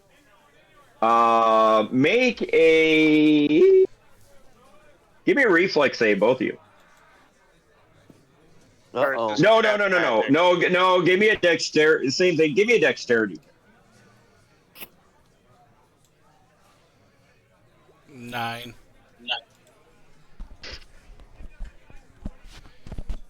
10. DT. All right. So both of you try to you try to, like, this is embarrassing for both of you, and you try to kind of turn your backs and throw up on the floor, and you almost make it, and you both throw up on your laps. Ah, what? I was aiming for the At elf. least you don't get on the table. Okay. And everybody around just starts laughing. Ah! I'm embarrassed for them. I've had better. And Burglecut slaps Gilmar. He slaps you on the back really hard, and he says, "Oh, it's kind of what he got? Oh, they're like," and he grabs a glass and he drinks it down like water. And he says, "Hey, old Burglecut, show you how to do it." And then he kind of stumbles off. Okay, the two of you who throw up on yourselves, you are sickened for 4 rounds. I'm not embarrassed. All right. I'm not embarrassed at Where's all. the little boys' room? Does that man know Ramon Burglecut? We once gave our tithe to Lord Cubensis. It's not a big deal. So, who wanted to talk to Mako about the rooms? Because she's now got her attention on your table. I Yeah, mentioned that. I'm gonna need a place to crash tonight too. Who's the most diplomatic among you? I think. I got a +2. Oh, that's good. Do we have a Let me- face let in me this see. party at all? It's Joe Mako, Barr. I believe my friends. They're going to be looking for at least 2 or 3 rooms, gentlemen, before you're sold out. I'll sleep anywhere. I mean, my diplomacy to persuade others is 7 plus 7, so I'm not Oh, terrible. yeah. That's pretty good. Oh, yeah, then you should do it. Yeah. Yeah, why don't you go for it? Yeah. Miss Mako, this is. And she says, a Mako to you. Oh, And sorry, to anyone sorry, else, sorry. and she winks at you. Miss Mako, and I give her a wink. Get her name right, dude. This is such a lovely. Well, we've just met, but That's my little pet name for you. Give her another wink. Me and my friends, Don't get too cute. we need a place to stay, and we hear this is the best establishment in town. And we she can just all looks sleep in over at one your room, table and she says, "I bet you do." And she starts laughing. Well, yes, my fellow compatriots are not as good as holding their liquor as I am. That was quite amazing. Really, it's one of the most amazing things I've ever tried. I hear you're going to play later. Boy, that's funny because I think it's just awful. Well, it's an acquired taste. I just acquired it myself. Yeah, we'll call it that. And she kind of winks at you again. So we're looking for a room, a rather large room. We can all sleep together. We're not shy. We don't need any luxury accommodations. Can you help us out? I know you must be quite. Well, she looks at y'all and she says, "Oh, you picked a bad day for that. I'm already packed to the gills. I tell you what, though, I've got one more room in the back that I was going to use as a storage room. It's big, but it doesn't have any beds. Yeah, That's for me. If you want it." That is fine with me. Have you seen this lot? Do we look like the kind of people who deserve beds? Half of these people probably sleep in the frickin' ground down there at their home. And she says, "You said it, I didn't." She starts laughing, but she says, "Okay, Maybe a little too those loud. rooms are yours. Or that room is yours."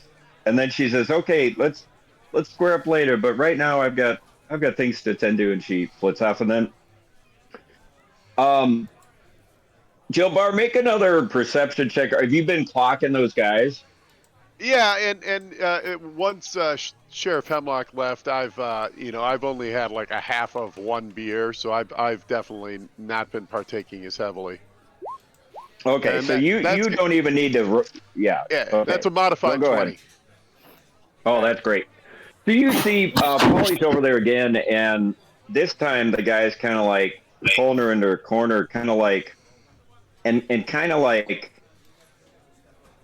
he's against the wall, and he's kind of pulling her to her, and he's grabbing like both of her ass cheeks, and you hear him saying something to her, and all the other guys are laughing, and then you see that she kind of starts pushing him, and she knees him in the groin, and then she walks off, and all the guys are just completely beside themselves laughing, his buddies, and he's just doubled over in pain. Yeah, he had it coming.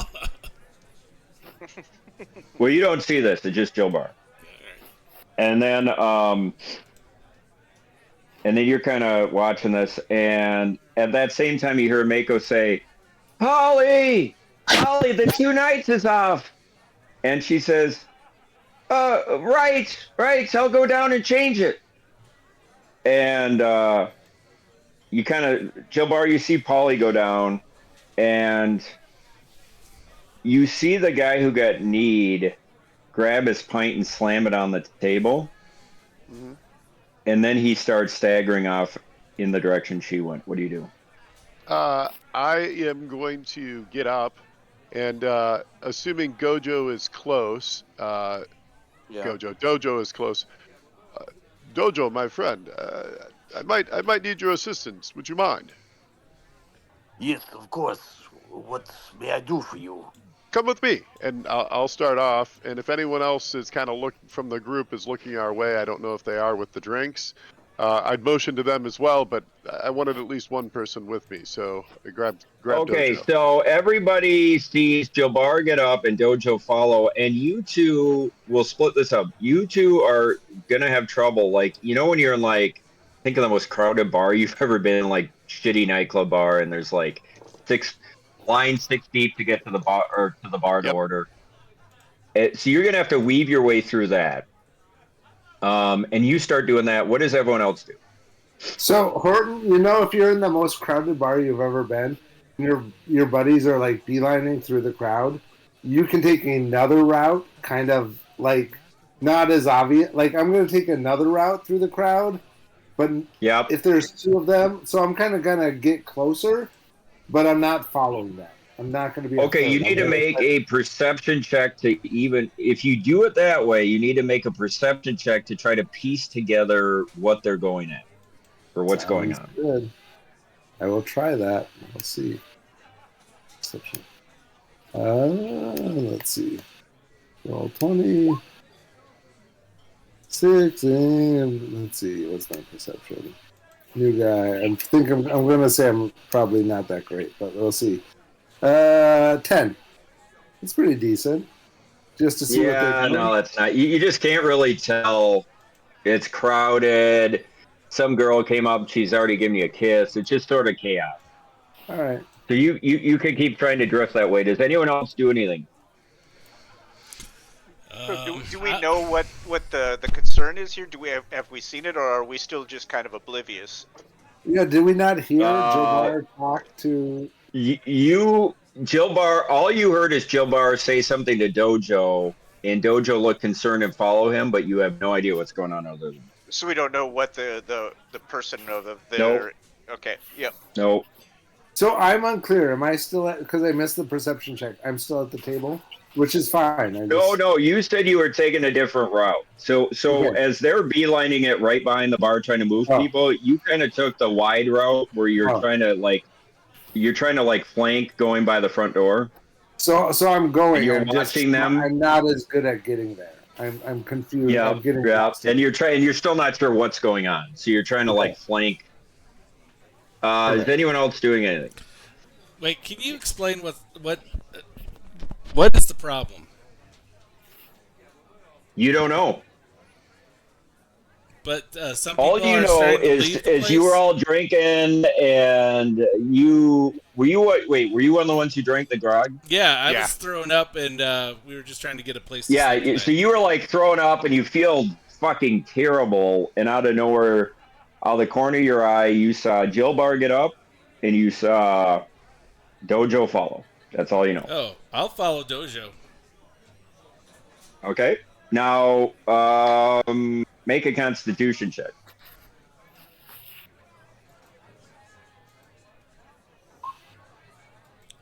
Now, this is a fortitude check or a constitution check?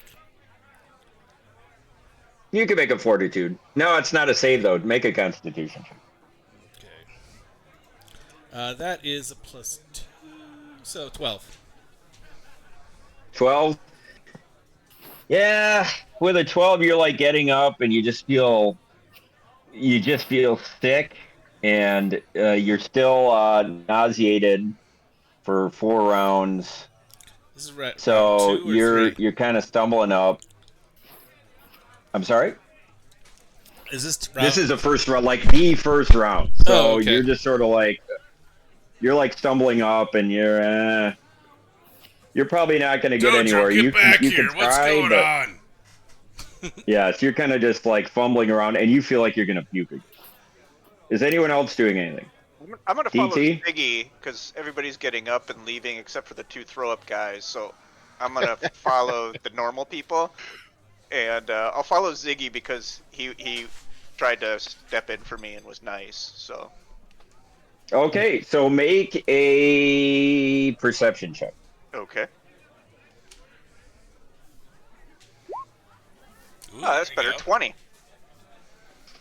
Okay, with a 20, you see Jill Barr, whom you already trust him as. He seems like he can handle himself. He seems like a warrior.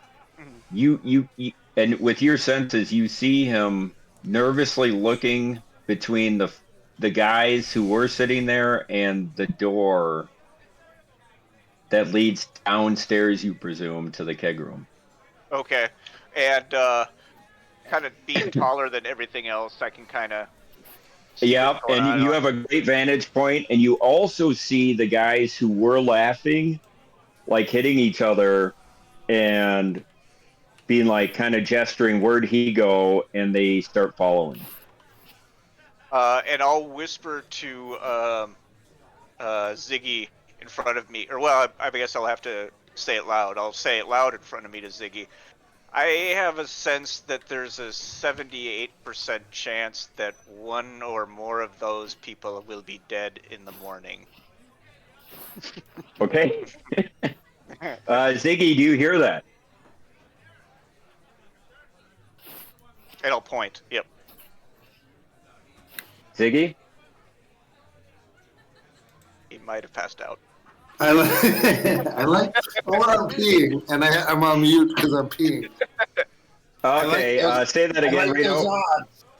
I like those odds. Okay, you heard it. Okay. Yep. All right, so we'll say you two are at the doorway now, the front doorway, and you're within, Scooby stack up of each other. Nice. Go back to the other crew. Well, first of all, DT, are you doing anything? I was gonna try and talk to that weird kid. He seems diligent. Okay, so DT isn't doing anything. There's an 11% chance. Which probably makes sense considering that he doesn't have a character yet. So, well played, Vince. Okay, so Gilbar, you and Dojo are you've made it to almost the other end of the bar, and you catch out of the corner of your eye a Mako looking at you. What do you do?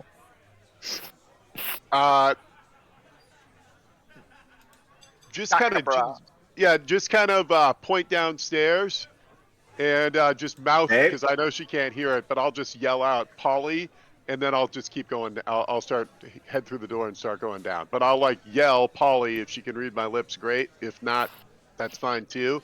But I'm gonna go down. Okay, and she's gonna immediately drop what she's doing and jump over the bar. Okay, this is probably a good time to roll initiative. Yeah. Sweet. I like this. Oh, not good. Yeah. I got 12. We got Ziggy. Well, I got a 4. Okay. Finn. 23. Yikes. Oh, wow. Okay. Gilbar. A modified 6 for Julabar. Okay. And Dojo. 22. Oh, wow. And I got to do a Mako. Okay. And Glurg, you roll 2 because I know you're trying to get over there. Yeah, I got a 12. Okay.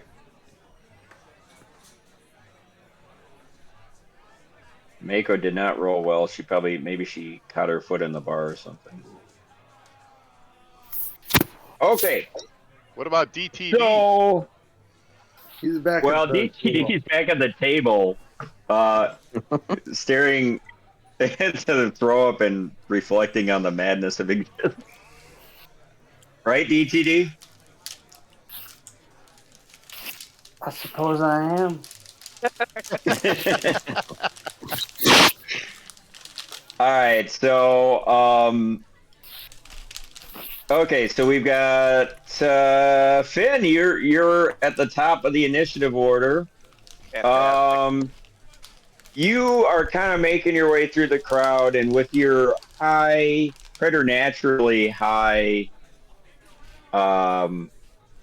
physically high and preternaturally high senses, you see the 3 guys that were with the other guy start running toward the back keg room, and you do see as they're running that they're all armed. One of them pulled out a dagger, and another one pulled out a short sword, and the third one you didn't see.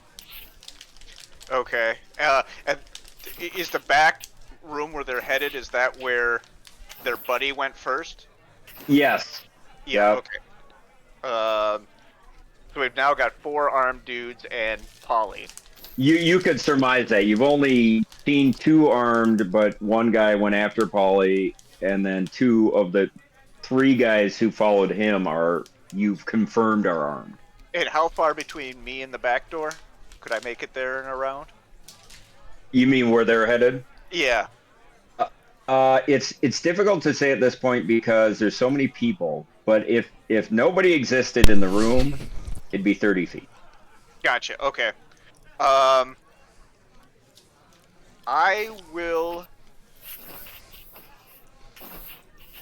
And I will say this: everybody's distracted, drinking, fucking around. So I'm not saying any of you need to, but if anybody was going to do some sort of a spell, it wouldn't be noticed in all. Okay, that's good. I'm going to cook back towards that back door, and I'll mention to Ziggy, who's close. When you say the back door, you mean the keg room? Yes. Yep. And I'll mention. So think of it as just to clarify to everybody. Oh, sorry. Well, let me say this, and that might impact here. So when you guys all walked in, you saw the bar in front of you. Okay. You guys went to the right and are sitting in. Imagine the bar is like a U or like a rectangle shape. Okay. You guys went to the right and were sitting in the right corner, but still with a vantage point to see the left. And they were sitting in the left side, but not in the corner, or left side by the window. Okay. Left side. And then the keg room is in the right, in the left. Yeah, like kitty corner. And and then the keg room is on the, as you're looking at the bar coming in the front door, is on the left side, but on the other, like deep, the keg room is like deep on the left side, like furthest from the window. Right, gotcha. Which would make sense because it's going down under the bar. Yeah, so I'll move to pursue, and I'll let Ziggy know that I saw them pull weapons. Yep, so that's your move action, free action. Are you doing anything with a standard action? No, not yet. Mm-hmm. Okay, Dojo. From where you're sitting, Dojo, make a perception check. 14. Okay, that's good enough to see out of the left side of your eye, in the left. So I don't know if you were listening to me describe the room, but you're kind of going along the bar. So it would be the left front of where you're walking. You saw 3 guys get up, head toward the back of the right back of this establishment. You don't know why or where, and you did note that they were, at least actually from your vantage point, you noted all 3 of them are armed or were pulling out weapons. What do you do? Okay. I'll kind of step past Jilbar. Jilbar, they have weapons. And I'll, kind of pass him and go just head right where they're going. Okay. You are... So they're making a beeline for this door. You're seeing them do it, but you're like 25 feet away from them with a ton of people in between. Sure. I'll keep So swimming you in. used your free action to communicate with him. Your move action is that. Are you taking a standard? No. You can take another move, though, right? I can take another move, I guess. You could take it.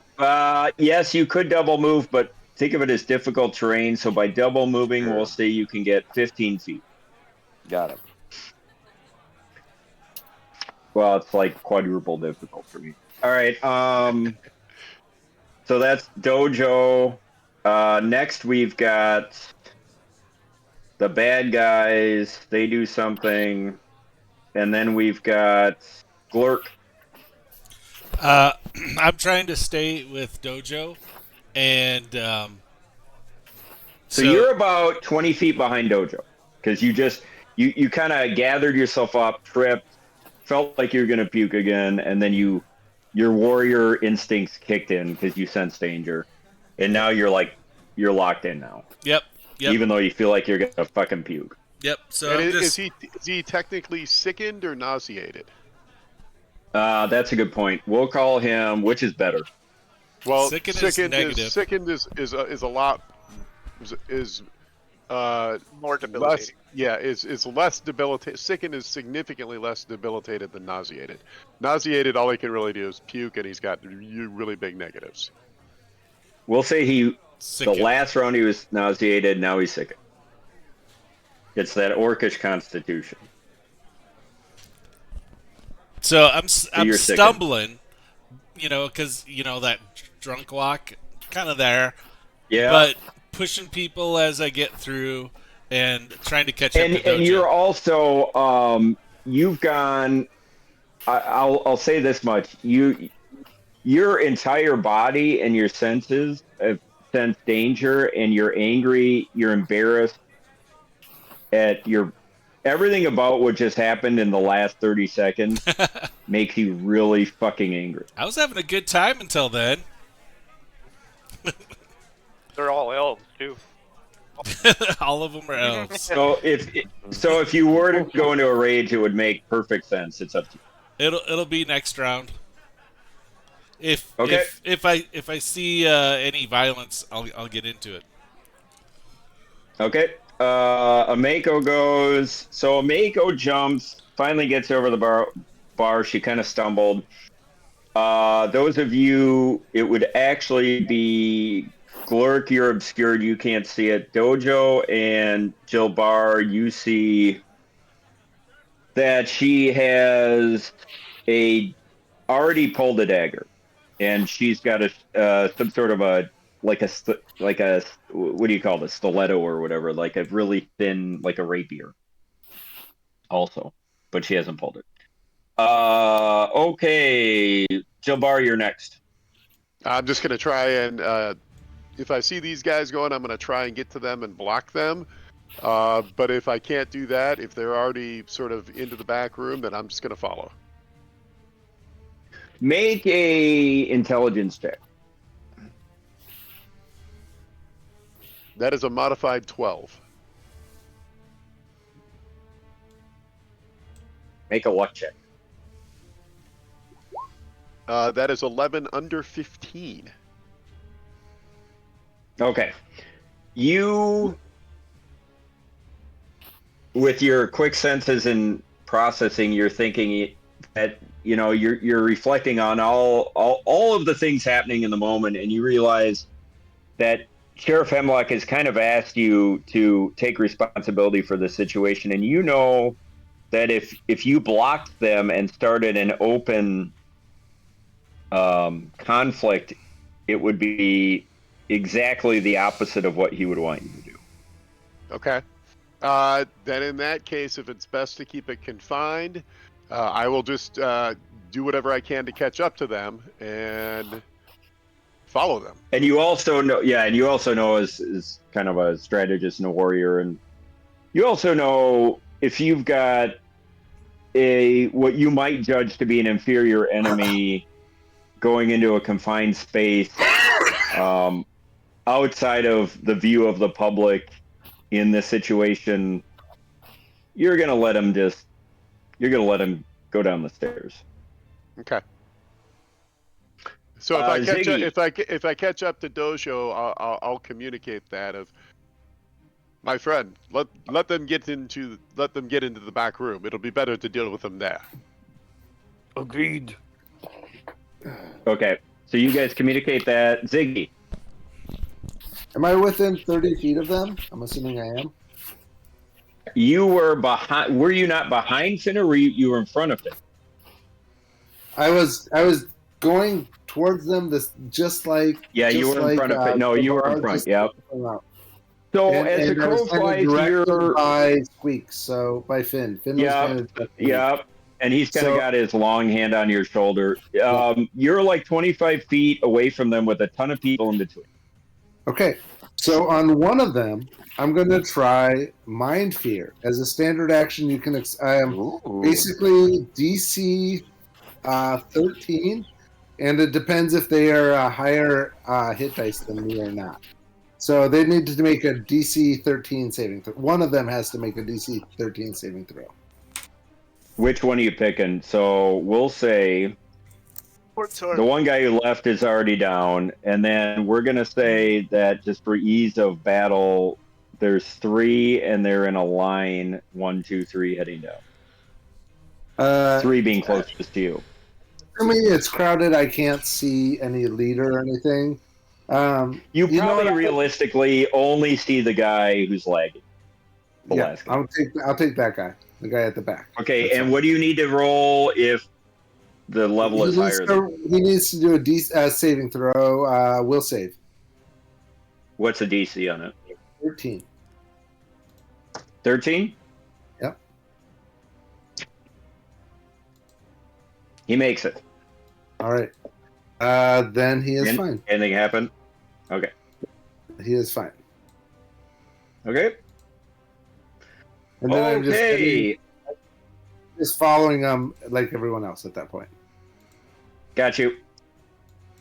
All right.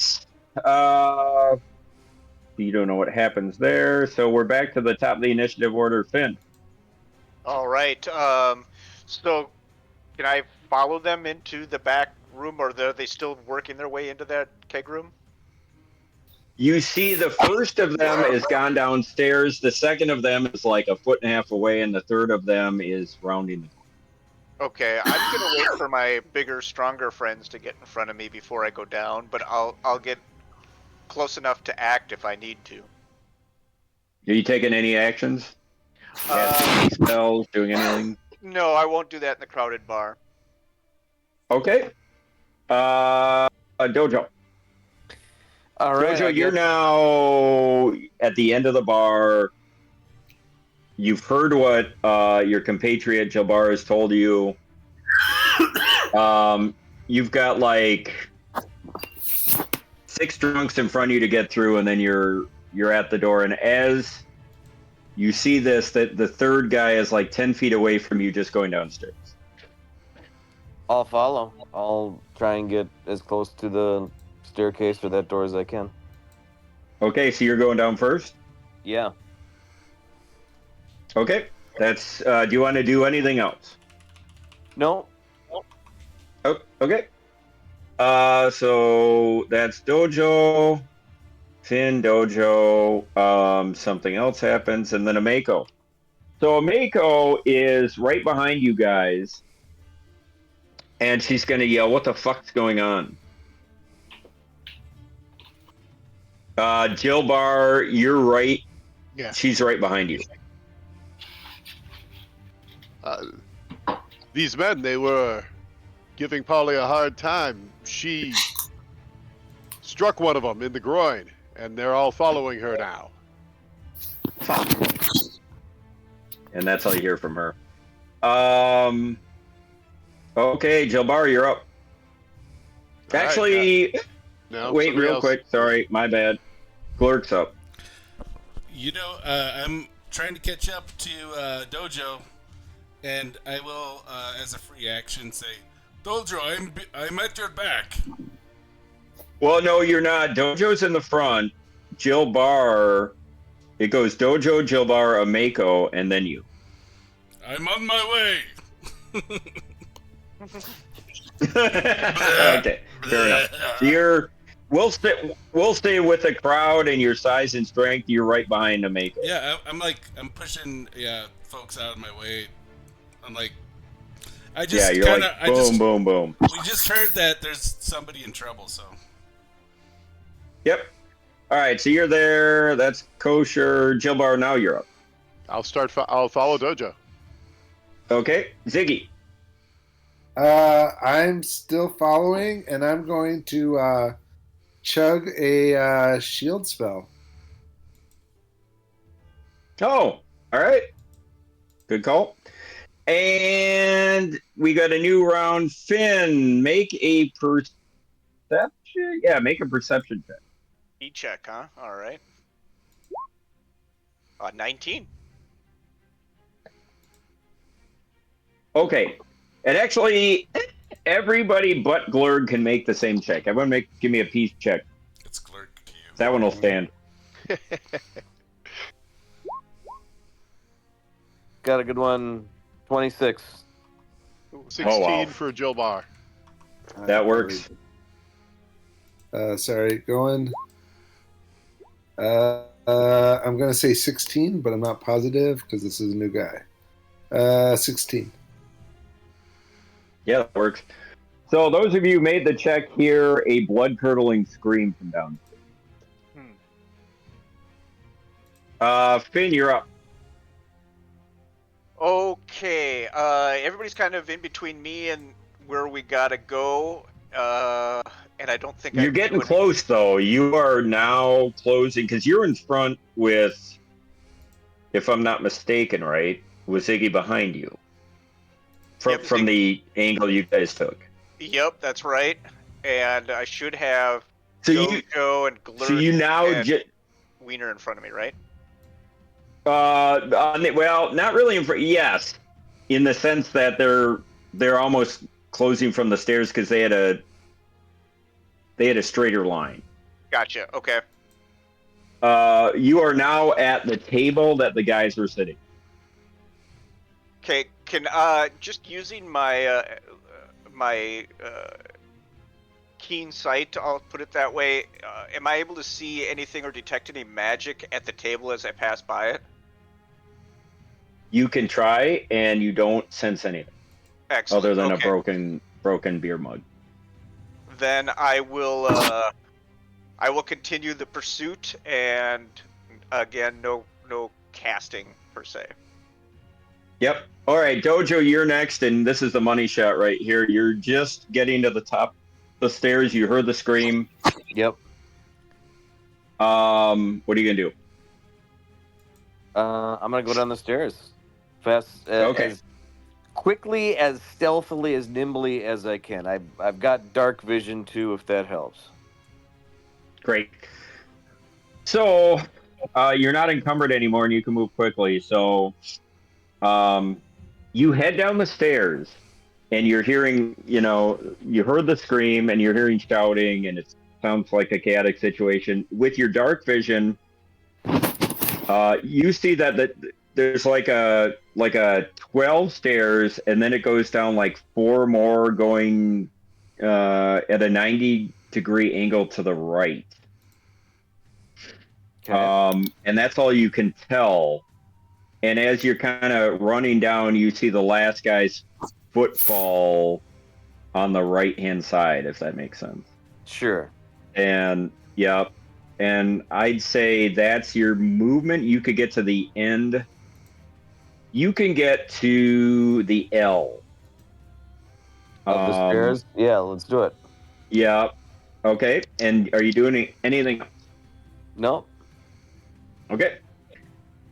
So that's Dojo. And next is Meku. She's right on your heels. And she's just going to follow you. Glurg, you're next. I'm going Glurg? following Dojo. How far can I Yep. get? So you're still behind Jilbar in Meku, but you'll be able to get there. You're not far behind. You're really making ground. So it's just going to be kind of a Scooby stack up at this point. Jilbar, you are up. Yep, I'll follow in tandem, and I do have, it's worth noting, my Iron Shod Great Club. So I have that in one hand as I'm going down the stairs. Yep. In full plate armor, I'm moving as best I can, but hopefully safely going down the stairs. Yeah, fair enough. Ziggy. I'm gonna go down the well, and I'm in the back of the line. I realize I'm gonna pull out my adhesive spittle elixir, but I'm not, or my extract, but I'm not gonna take it. I'm just gonna have it in. Okay. So the next thing that happens is Finn, you're kind of in the back. Dojo. Yo. You round that corner and your dark vision picks up. It's not really a complex situation per se, it opens up into a big room. You'd say 30 by 35, maybe. There's a bunch of kegs on the right-hand side. On the far wall, like right-hand side, what I mean by that is like you've come down straight, you take a right, you're looking ahead, and then there's another right, if that makes sense. You're looking ahead, and off to your left, you sense the girl, and you sense the guy that initially followed her on her. And to your right, you sense movement, or to your left, rather, you sense movement. And to your right, by the kegs, you sense movement. You can't see what's going on to the right. To the left, at the bottom of the stairs, you sense somebody swinging at you. And you are going to be attacked. Okay. And Hornet, is that happening? Oh, go ahead. Sorry, go ahead. I was just gonna say, how far into this combat are we going tonight? Not far. Okay. This will be quick. Oh, I realize how late it is. Sorry, guys. But these guys are slow. This should resolve quickly if you're okay with that. Okay. I love it. AC 16. That's a hit. Okay. So you kind of catch out of the corner of your eye, you just see a dagger kind of coming down in a slashing motion. And you take... actually, I got to do that on the board because I don't...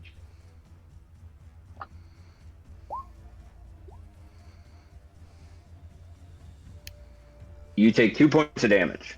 Nice. And then you hear to your right, you hear, yeah, fuck him up. And that's all you hear. Okay, Dojo, that's, let's see, that, okay, that's that.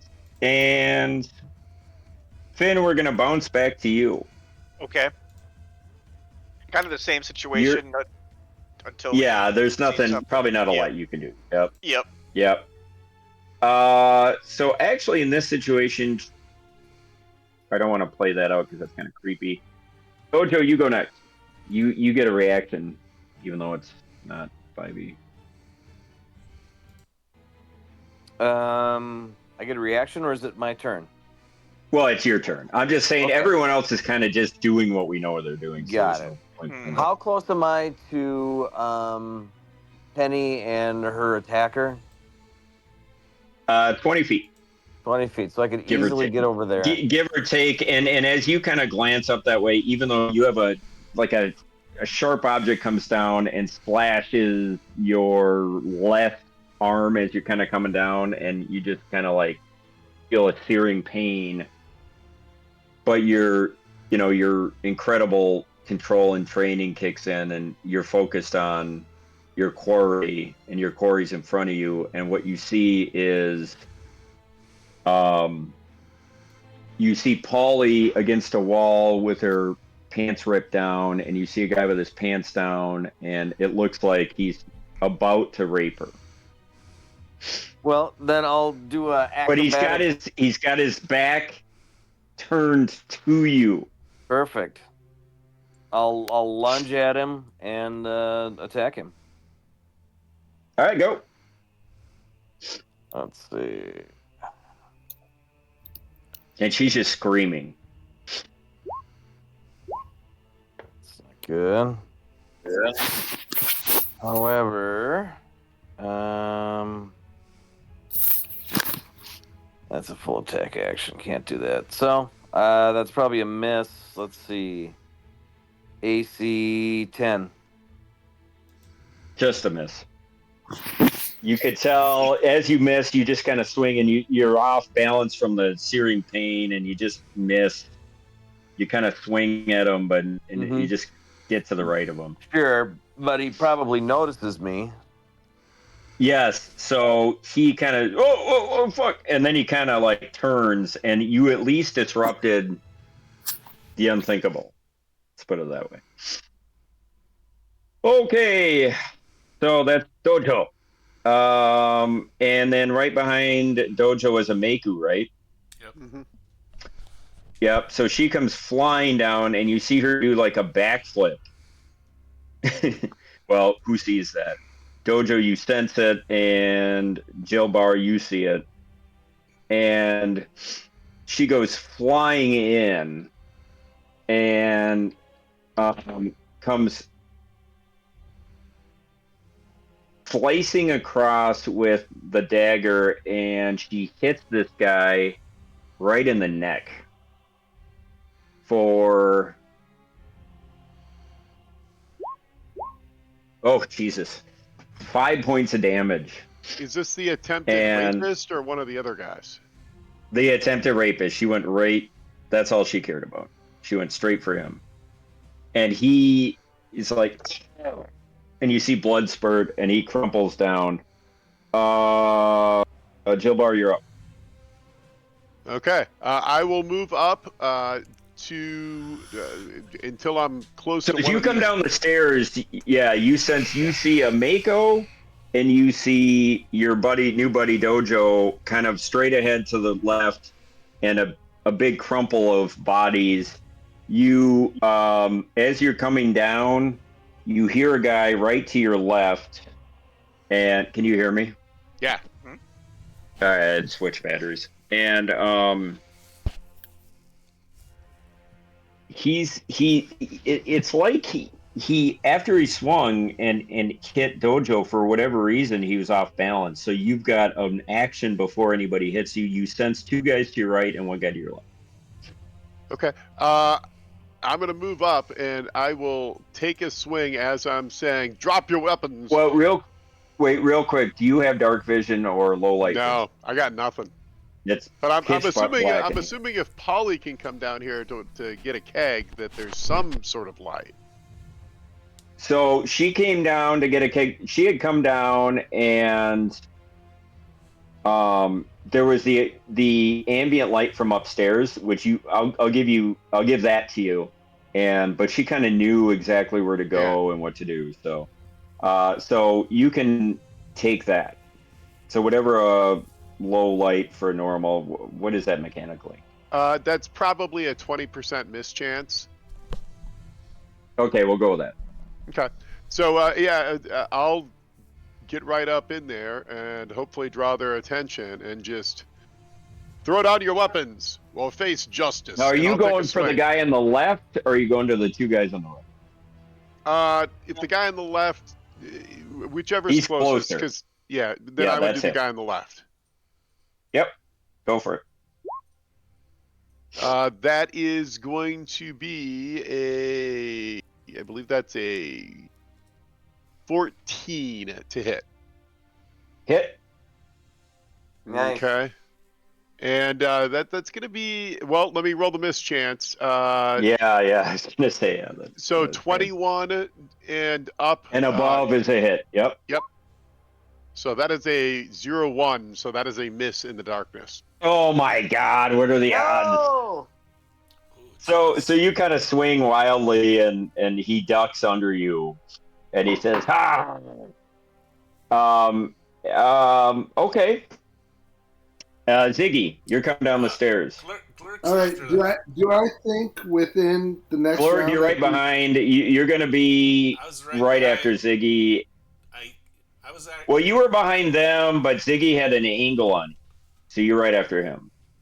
Do I think within next round I can be within 15 feet of what's going on? You're going to come down the stairs around a corner, and as you round the corner, you see Jilbar. What you see is well, first of all, do you have low light or dark vision? I have dark vision. Oh, perfect. You see Jilbar kind of swinging wildly to your left. In front of you, you see a Mako sticking a guy, everybody crumpled, and Polly and Dojo. Can I take a To swing your at one of the left guys? or to your right, you see two guys that are Can I like take by a the swing keg. at? Is there anyone I can take a swing at with my? You could take a swing at the guy that John missed. Oh yeah, I'll take a swing at him. Let's try it. I like the idea of showing up Joe Bar. Sounds like a good idea. Might be the only tip. Yeah, exactly. All right. Ooh, yeah, I think I hit him. I definitely think. AC? I'm sure. I rolled. You're cutting out. Oh no! You can't hear me. I can hear you now. I can hear you. So. All right. So AC guy, give me a second. AC 23. Hit. Nice. All right, and this might be bad because I think the damage, but humble brag. Oh, that's not too good. 2 die 4. Okay, so that's plus 9 points of damage. Nice. Describe your kill. It's a scythe, and I just kind of lop off his head, like literally take him off at the Jesus. rolling.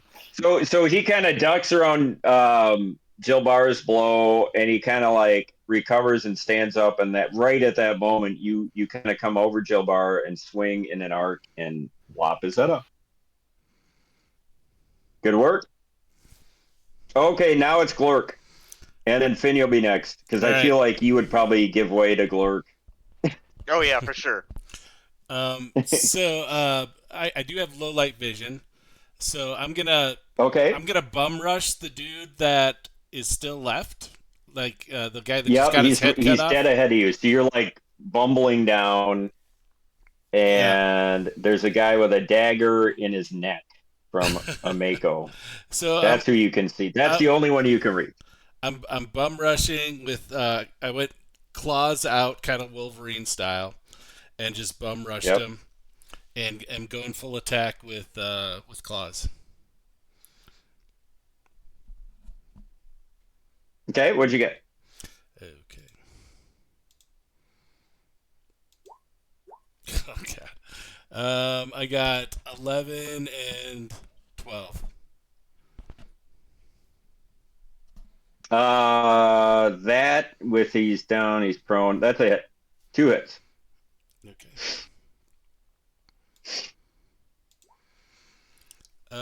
Total of 13 points. You kill him. Describe your kill. I'm gonna say, what was I gonna say? I was gonna say, these guys are ball busters, but now we're gonna bust their brains. Wow. Wow. Yeah. Whoa. Wow is right. Okay, bro. All right. Well, good job. You rip them in shreds. Now at that, seeing that happen, the 2 guys who are tough over on the right by the kegs are freaking out. You say, "Oh, oi, let's get out of here!" And they start running up the stairs right into Finn. I will step Finn, aside. what do you do? I'll step aside and let them go past. We know who they are. You will. Yep. Okay. Catch up to them. It's a party. I agree. Mm-hmm. I will give Jail Bar an attack of opportunity as they go by. Oh, okay. Well, I'll try and take the front one, and hopefully, if I hit him, maybe that will slow the other one down. First, it will, because these are confined quarters. Yeah, but I missed. Damn it. As an 8, I'm assuming that's a miss. That is a miss. Anyone else? A Mako. A Mako with their incredible dexterity is going to flip around and attack, and she will hit for only 2 points of damage, but it slows the guy down and it trips the other guy. So they don't run right past. I don't get one. I feel like I was right next to Joe Barr. I don't get one. Yeah, Ziggy, you get an attack now on that. Are they going on that past one? Glurk too? He has combat reflexes. Yeah, Glurk, you can get Ziggy and Glurk. You each get attack on both of them. All right. So I will say 11 plus 4, 15. AC 15. That's a hit. Nice. 2 4. 6 plus. I think he's dead. I think Yeah, he's dead. probably dead. Describe your kill. This one, I didn't go for the head. I got through the groin, and I got about up to a sternum, and then my scythe got stuck. Okay. And Glurt. Yeah. There's only one guy left. Yeah, and he's prone. Oh yeah. I think I got him. I only get one attack at opportunity, right? Correct. So that's a 15. Yes. Yeah, you got him. All right. Yeah. So he went balls. I went balls. Okay. So you slaughter the remaining ones, and then fog of war kind of ends, and everyone's like breathing heavily. And Amako's the first to run over to Polly and say, "Oh dear, my God!" And she's just screaming. And she looks at Jilbar and she says, "Fuck! What the fuck is going on here?" And she says, okay. She's going to need to be with me. Let me think. Jilbar, I need you guys to clean up yourselves and just walk out of here. And send, what was her name? The cleaners. Bartleby. Yeah. Yes. Bartleby in. Send Mimsy down. Yeah. Yeah, not Burgle Cut. Send Mimsy down. And don't say anything to the sheriff about this. What do you say, Jilbar? My friend Ameko, the sheriff is far away. He'll need to know eventually about what these criminals attempted. But I agree, tonight, right now, may not be the time. He will need to know eventually, however. Polly, I'm sorry that this got as far as She's it just did. great. She's not even, she's screaming. Okay. And Ameko So, looks at you and she's breathing heavily, and Ameko goes, "Yeah, you're right. But not now. Not now." I'll get Mimsy. I'll be right back.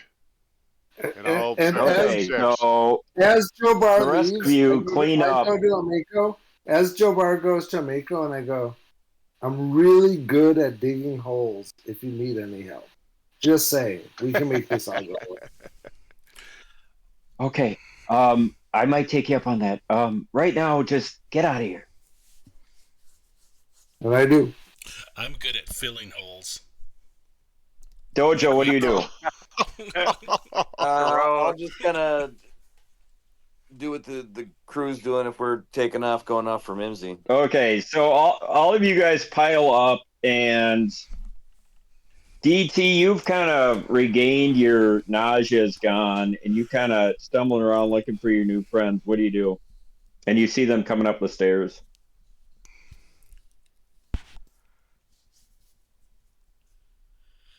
DT's he's on mute, probably headfirst deeply Dead. buried in emails. Okay, so DT's left the building. You guys all come up, and surprisingly, shockingly almost, it's like as if nothing happened. Well, first of all, do you guys, what do you guys do to try to look normal as you're coming up? Do you put your weapons away? Do you smooth yourselves out? Do you whistle? How do you handle it? I think we do that. I do that on the stairs, and once we hit the top of the stairs, it's like disperse, right? It's like not stay as a group, Okay. like go at least Ziggy is gonna kind of disperse and then meander outside the building. I'm just gonna leave like Okay, so as you're doing that, and who got hit? Was that Dojo? I got hit for a little bit, yeah. Okay, so you're bleeding profusely from your from kind of your it's kind of your forearm. So what are you gonna do? Just I guess wrap it up in my monthly robes and apply pressure. Okay, and what color are your robes?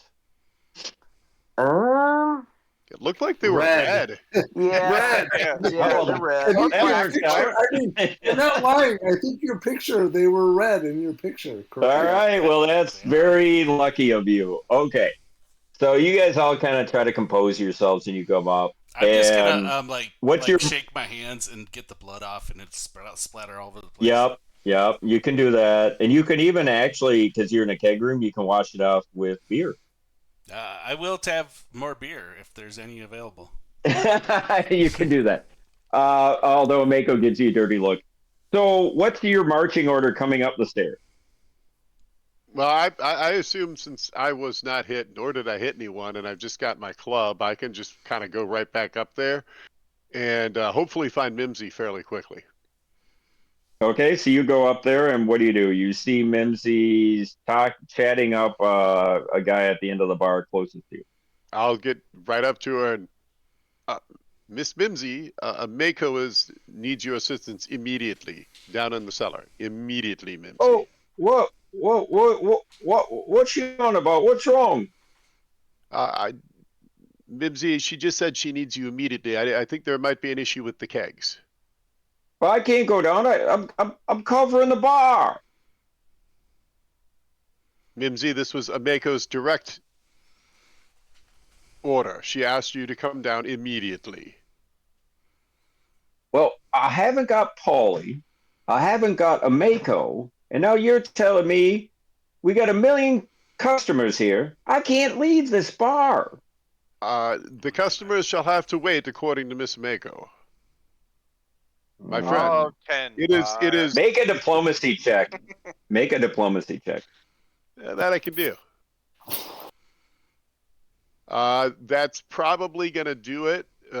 Natural 19, which comes out to a 24. That was actually an important roll. She kind of looks at you. She looks around the bar. I don't know. And then she says, Raina, you're in charge. I'll be right back. And a girl comes running up, and she jumps behind the bar. Oh, finally! And she, whoever this Raina is, she's pretty pumped up. And she goes downstairs, and she kind of gives everybody a weird look, and she's going out. So you're up. Everybody else comes up, and just as who's the last person to crest the stairs? Probably Tum Tum if he's cleaning himself up. So just as Glurk, Dojo. so we'll say just as Glurk and Dojo are cresting the stairs, you hear ding ding ding ding ding ding ding ding ding ding ding, and everybody in the bar says woo, and they all drop their whatever they're doing, their drinks, and say, let's go. And everybody heads out the doors. And Jilbar, this is the official summons to the beginning of the Sandpoint Swallowtail Festival ceremony. And fade out. Nice. I think I like We this followed festival. them all out. Nice. Perfect cover. We followed them all out. Mm-hmm. Yep. And kill them all. All right, guys. That was episode 0. Nice. Well nice done. work, Horton. Awesome job for first time DMing. Great Yep. job, man. That don't undersell it. That was more than an episode 0. That was the full Yeah. intro. Yeah, that was was not cool episode intro. 0. That's not. You're right. Yeah, well, I wasn't sure how long it would take, but I figured everyone had a chance to meet each other and get a little action in, and that's kind of what you always want from the first time. So, Mm-hmm. Yeah, just that was great getting a little. real quick bookkeeping. 2 weeks from now,